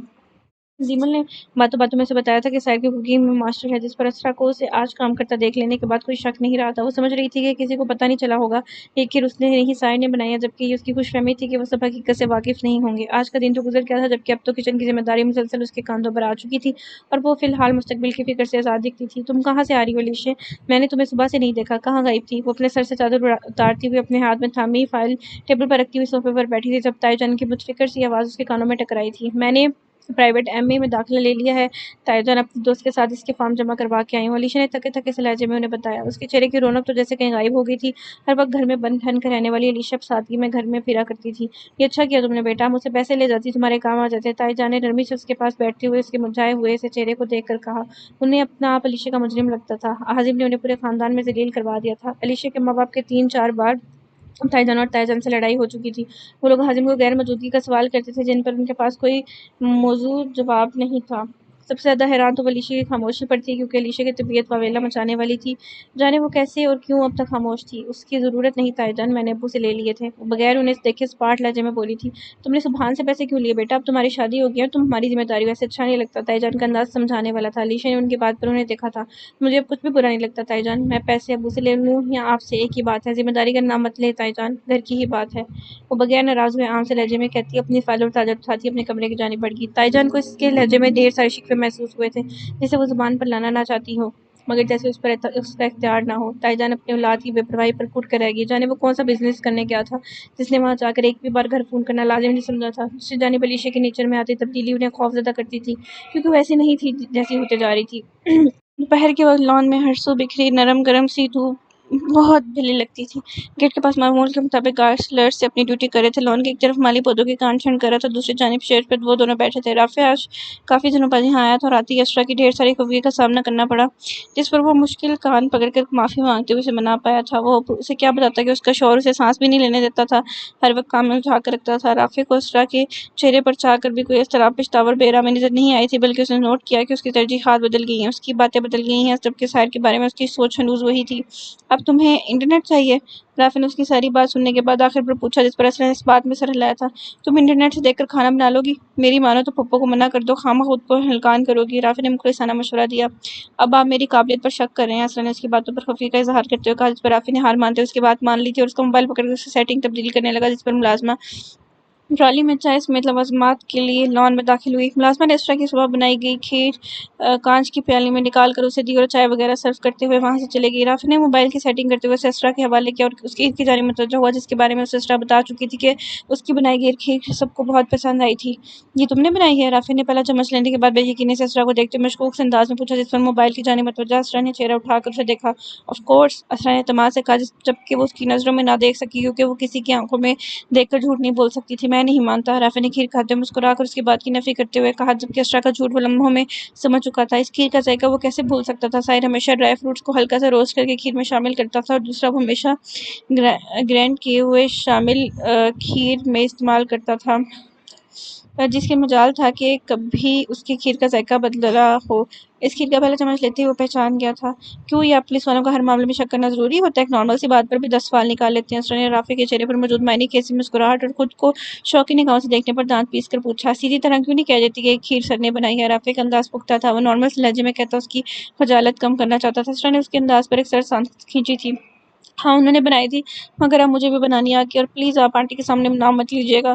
اسرا نے مزید بحث کو ترک کرتے ہوئے سنجیدگی سے کہا، جس پر رافع کی مسکراہٹ بے ساختہ تھی۔ ویسے میں اللہ کے موضوع پر حیران ہوں، کہاں تم اور سر ایک منٹ میں ایک دوسرے کو برداشت نہیں کر سکتے تھے، اور اب کہاں ایک ساتھ کھیر بنائی جا رہی ہے۔ سر تمہیں فیورز دے رہے ہیں؟ کیا کہنے ہیں آپ دونوں کے؟ ہم نے تو آج تک نہ دیکھی ایسی محبت کہیں۔ رافع نے محظوظ کو نظروں سے دیکھتے ہوئے آخر پر حیرانی کا اظہار کرتے ہوئے کہا۔ اس کا انداز حظ اٹھانے والا تھا۔ لفظ محبت پر اسرا کا دل ایک پل کو رکا تھا۔ محبت، اور وہ بھی اسکرپٹ آفیسر سے؟ وہ کر ہی نہ لے، امپاسبل۔ اسرا نے تلخی سے سوچ کر سر جھٹکا تھا۔ آپ دیکھیں گے بھی نہیں، کیونکہ ایسا کچھ نہیں ہے۔ اسرا کا انداز اس کی بات کی سراسر نفی کرنے والا تھا، جبکہ وہ اپنی بات پر بہت پر اعتماد دکھائی دیتی تھی۔ رافع نے ایک لمحے کے لیے غور سے اسے دیکھا تھا، وہی ازلی پختہ لہجہ۔ وہ مبہم سا مسکرا کر سر جھٹک گیا۔ میں نہیں مانتا، یہی بات میں تم کچھ وقت بعد پوچھوں گا، مجھے امید ہے تمہارا جواب اور تاثرات مختلف ہوں گے۔ رافع بھی اپنی بات پر ہنوز قائم دکھائی دیتا تھا۔ اسرا نے اس کی بات پر کوئی جواب نہیں دیا تھا، اور چہرہ موڑ کر بائیں جانب دیکھنے لگی۔ سورج کی کرنیں کچھ اس کے چہرے کو چھو کر روشن کر رہی تھی۔ ان کے درمیان خاموشی کا ایک مختصر سا وقفہ آیا۔ تم اس شادی سے خوش ہو اسرا؟ کیا یہ سب تمہاری مرضی سے ہو رہا ہے؟ رافع کے لہجے میں اس کے لیے کنسرن تھا۔ میرے پاس شکایت کا آپشن نہیں ہے۔ ایک عرصہ ہوا اپنی مرضی سے زندگی گزارے۔ اسرا کے لہجے میں گہری سنجیدگی تھی، وہ افسردہ سے لہجے میں اسے دیکھتی بولی تھی۔ اس کے لہجے پر رافع کے دل کو کچھ ہوا تھا، وہ بے چین سا ہوا۔ تم نے سر سے شادی کیوں کی تھی؟ رافع کا لہجہ بے چین سا تھا۔ اتنا تو وہ بھی جانتا تھا کہ اسرا نے یہ شادی کسی مجبوری کے تحت ہی کی ہوگی، کیونکہ جس قدر وہ ساحر سے بدگمان تھی، یہ فیصلہ اس کے لیے سراسر ناقابل یقین تھا۔ اس جہنم سے آزادی حاصل کرنے کے لیے اسرا نے سنجیدگی بھر اسپاٹ چہرے پر نظر آتی اپنے لیے متفکری دیکھتے ہوئے کہا۔ اس کے بعد دامی آنکھوں میں تیزی سے نمی بھرنے لگی تھی۔ وہ مزید یہاں نہ بیٹھ سکی، اور مزید اس کے سوالوں کے جوابوں سے پختگی اندر کی جانب بڑھ گئی۔ رافع کی نگاہوں نے دور تک اس کا پیچھا کیا تھا۔ وہ بظاہر جتنی لاپرواہ بن رہی تھی، اتنی ہرگز نہ تھی۔ اس کا زخم، اس کی تکلیف اب بھی وہی کی وہی تھی۔ رافع نے بے ساختہ چیئر پر پیچھے کو سر گرایا تھا، اور اپنی تھکاوٹ سے بوجھل ہوتی آنکھوں کو بند کیا۔ دھوپ کی کرنیں اس کے چہرے پر واضح پڑنے لگیں۔ اس کا مطلب وہ جو سوچ رہا تھا وہ بالکل درست تھا۔ اپنے ذہن کو منفی سوچوں سے دور کرتا ہوا ٹیبل پر پڑا اسرا کا فون اٹھا کر اندر کی جانب بڑھ گیا۔ رومیسا بیگم سے ملنے کے بعد اس کا ارادہ اپنے فلیٹ جانے کا تھا۔ ساحر سے اسے کچھ لوگوں کی پروفائل ہیک کرنے کا ڈیٹا نکالنے کا کام دیا تھا۔ اسرا کو مکمل طور پر ساحر کے سپرد کر کے وہ خود کو ان کے معاملات سے پرے کر چکا تھا۔ ساحر اس سے زیادہ سمجھدار تھا، اور اسے اس کے فیصلوں پر اعتبار تھا، جس پر وہ اپنے دل کو مطمئن کرتا ہوا رومیسا بیگم کے پاس چلا گیا۔ وہ پچھلے 2 گھنٹے سے یہاں بیٹھا خوار ہو رہا تھا۔ واجد نے ایک ایس پی سے ملنے کا کہا تھا، جو کہ اب ڈیوٹی پر نہیں آیا تھا۔ حوالدار سے اسے پتہ چلا کہ وہ ایس پی باہر گیا ہے، تھوڑی دیر تک آ جائے گا، جبکہ وہ یہ بات پچھلے 2 گھنٹوں سے مسلسل سن رہا تھا۔ وہ لوگ اسے ٹرکھا رہے تھے۔ اس نے واجد کو کال کی تھی، جس نے اسے ہر حال میں ایس پی سے مل کر آنے کا کہا تھا، کیونکہ وہ اس معاملے میں ان کی مدد کر سکتا تھا۔ وہ ایس پی واجد کا بہترین دوست تھا، اس لیے اسے امید تھی کہ وہ انہیں خالی ہاتھ نہیں لوٹائے گا۔ حازم بگڑے تیوروں سے اس پولیس اسٹیشن میں بیٹھا بھگتا چکا تھا۔ اس کا بس چلتا تو اس پولیس اسٹیشن کو ہی آگ لگا دیتا، جہاں سوائے کہ ڈھیر عمر پولیس والے کے کوئی اسے جواب نہیں دے رہا تھا۔ وہ سب اپنے کاموں میں یوں مصروف تھے جیسے پورا شہر انہیں سے چلتا ہو۔ حازم نے سب کو دیکھتے ہوئے سر جھٹکتے ہوئے سوچا تھا، پولیس والوں کے بارے میں اس کے خیالات بھی بالکل اسرا جیسے ہی تھے۔ اسے اب لگنے لگا تھا جیسے وہ کانسٹیبل مسلسل جھوٹے بہانے بنا رہا ہے، اس لیے اس نے اس سے ڈول ٹوک بات کرنے کا فیصلہ کیا۔ اگر وہ کچھ لے دے کر بات مان جاتا تو وہ اسے پیسے دینے کو بھی تیار تھا۔ حازم پیشانی پر ڈھیروں ملسہ جائے اس کانسٹیبل کے سر پر پہنچا، جو کہ بیٹھا رجسٹر پر کچھ درج کر رہا تھا۔ وہ اسی ایس پی کے دفتر کے باہر بیٹھا تھا جس سے اسے ملنا تھا۔ تم لوگوں کو کوئی احساس بھی ہے کہ میں کب سے یہاں بیٹھا اپنا وقت ضائع کر رہا ہوں؟ کتنی قیمت ہے تمہاری اور تمہارے اس ایس پی کی؟ یہ سب چاہتے ہو نا تم لوگ، تبھی یوں انتظار کروا رہے ہو۔ مجھے پہلے ہی سمجھ جانا چاہیے تھا کہ تم لوگ بغیر پیسے کے کام نہیں کرنے والے۔ حازم کا انداز بہت ذلت آمیز تھا، اس کے لہجے میں غرور سا تھا، وہ جیسے اپنی فرسٹریشن کسی پل نکال دینا چاہتا تھا۔ تمیز سے بات کرو لڑکے، کہا نا جب صاحب آئیں گے تب ملاقات ہو جائے گی۔ اگر یہاں بیٹھ کر تمہارا اتنا ہی دماغ خراب ہو رہا ہے تو جاؤ یہاں سے، اپنا کام کرو، ہمیں بھی کرنے دو۔ کانسٹیبل نے اپنی جگہ سے کھڑے ہوتے ہوئے ناگواری سے کہا۔ اسے اس لڑکے کا یوں رعب جمانا اچھا نہیں لگا تھا۔ ہاں نظر آ رہا ہے مجھے تم لوگ کیا کام کرے اور یہ ڈرامہ کس لیے کرے ہو۔ سیدھی طرح شرافت سے اپنا قیمت بتاؤ، مجھے کیا چھوٹا بچہ سمجھ رکھا ہے؟ حازم نے غصے سے کھولتے ہوئے آنکھیں نکال کر پوچھا۔ اس کا انداز شدید برہم تھا۔ اس کانسٹیبل کو اس لڑکے کی دماغی حالت پر شک ہوا۔ تم ہم پولیس والوں کو رشوت دینے کی کوشش کر رہے ہو؟ صاحب کو پتہ چلا تو تمہیں الٹا لٹکا دیں گے۔ میں تم جیسے گالی کو اچھی سے جانتا ہوں۔ 4 پیسے جیب میں کیا آ جائیں دوسروں کو بے ضمیر ہی سمجھ لیتے ہو۔ کانسٹیبل نے بھی تب کر اسے گالی دیتے ہوئے اپنی بڑاس نکالی تھی۔ दूसरी जानिब हाजिम उसके गाली देने पर गोया भड़क गया था। उसने गुस्से से खोलते इस ढेर उम्र कांस्टेबल के मुंह पर थप्पड़ दे मारा था, जिस पर एक पल को वहां मौजूद सब इस जाने मुतवज्जो हुए थे। तुम 2 टके कांस्टेबल की हिम्मत भी कैसे मुझे गाली देने की? हाजिम ने उसे बगैर संभलने का मौका दिए गिरेबान से पकड़कर झंझोड़ते हुए पूछा। इसका अंदाजा ऐसा था जैसे इस कांस्टेबल को जान से मार देगा। इससे पहले कि कोई इस कांस्टेबल की तरफ बढ़ता, फिजा में एकदम सन्नाटे की थप्पड़ की आवाज गूंजी थी, जिससे हर तरफ सुकून छा गया हो। हर कोई उसकी मौजूदगी पर एक पल को अपनी जगह साकित हुआ था। इस कदर जानदार थप्पड़ अचानक मुंह पर पड़ने से वो पूरी कुव्वत से बाएं जानिब को फर्श पर गिरा था। हाजिम को अपनी नाक और होंठ से खून रिसता हुआ मालूम हुआ। उसने बेसाख्ता ही अपनी नाक से बहते खून को उंगली से छू कर देखा था। उसका गाल तो जैसे कुछ लम्हों के लिए सुन्न हो गया था, वो एक लम्हे के लिए ब्लैक आउट हो गया था। उसने मुश्किल सर को झटकते हुए अपने हवास बहाल किए थे। ये सब बहुत अचानक हुआ था। उसने सुर्ख आंखों से उठाकर अपने सामने खड़े चट्टान से मजबूत शख्स को देखा था। उसकी पहली नजर इसकी यूनिफॉर्म के पॉकेट पर लगे बैच पर पड़ी थी, इस पर सुनहरी हरूफ में लिखा था। उसका नाम बड़े वाज़ेह नजर आ रहा था, SSP साहिर असरार। आज की एपिसोड यहीं पर ख़त्म होती है। नेक्स्ट एपिसोड के लिए चैनल को सब्सक्राइब करें और लाइक करें वीडियो को, और नेक्स्ट एपिसोड बहुत जल्द अपलोड होगी। तब तक के लिए अपना ख्याल रखिएगा। अल्लाह हाफिज़।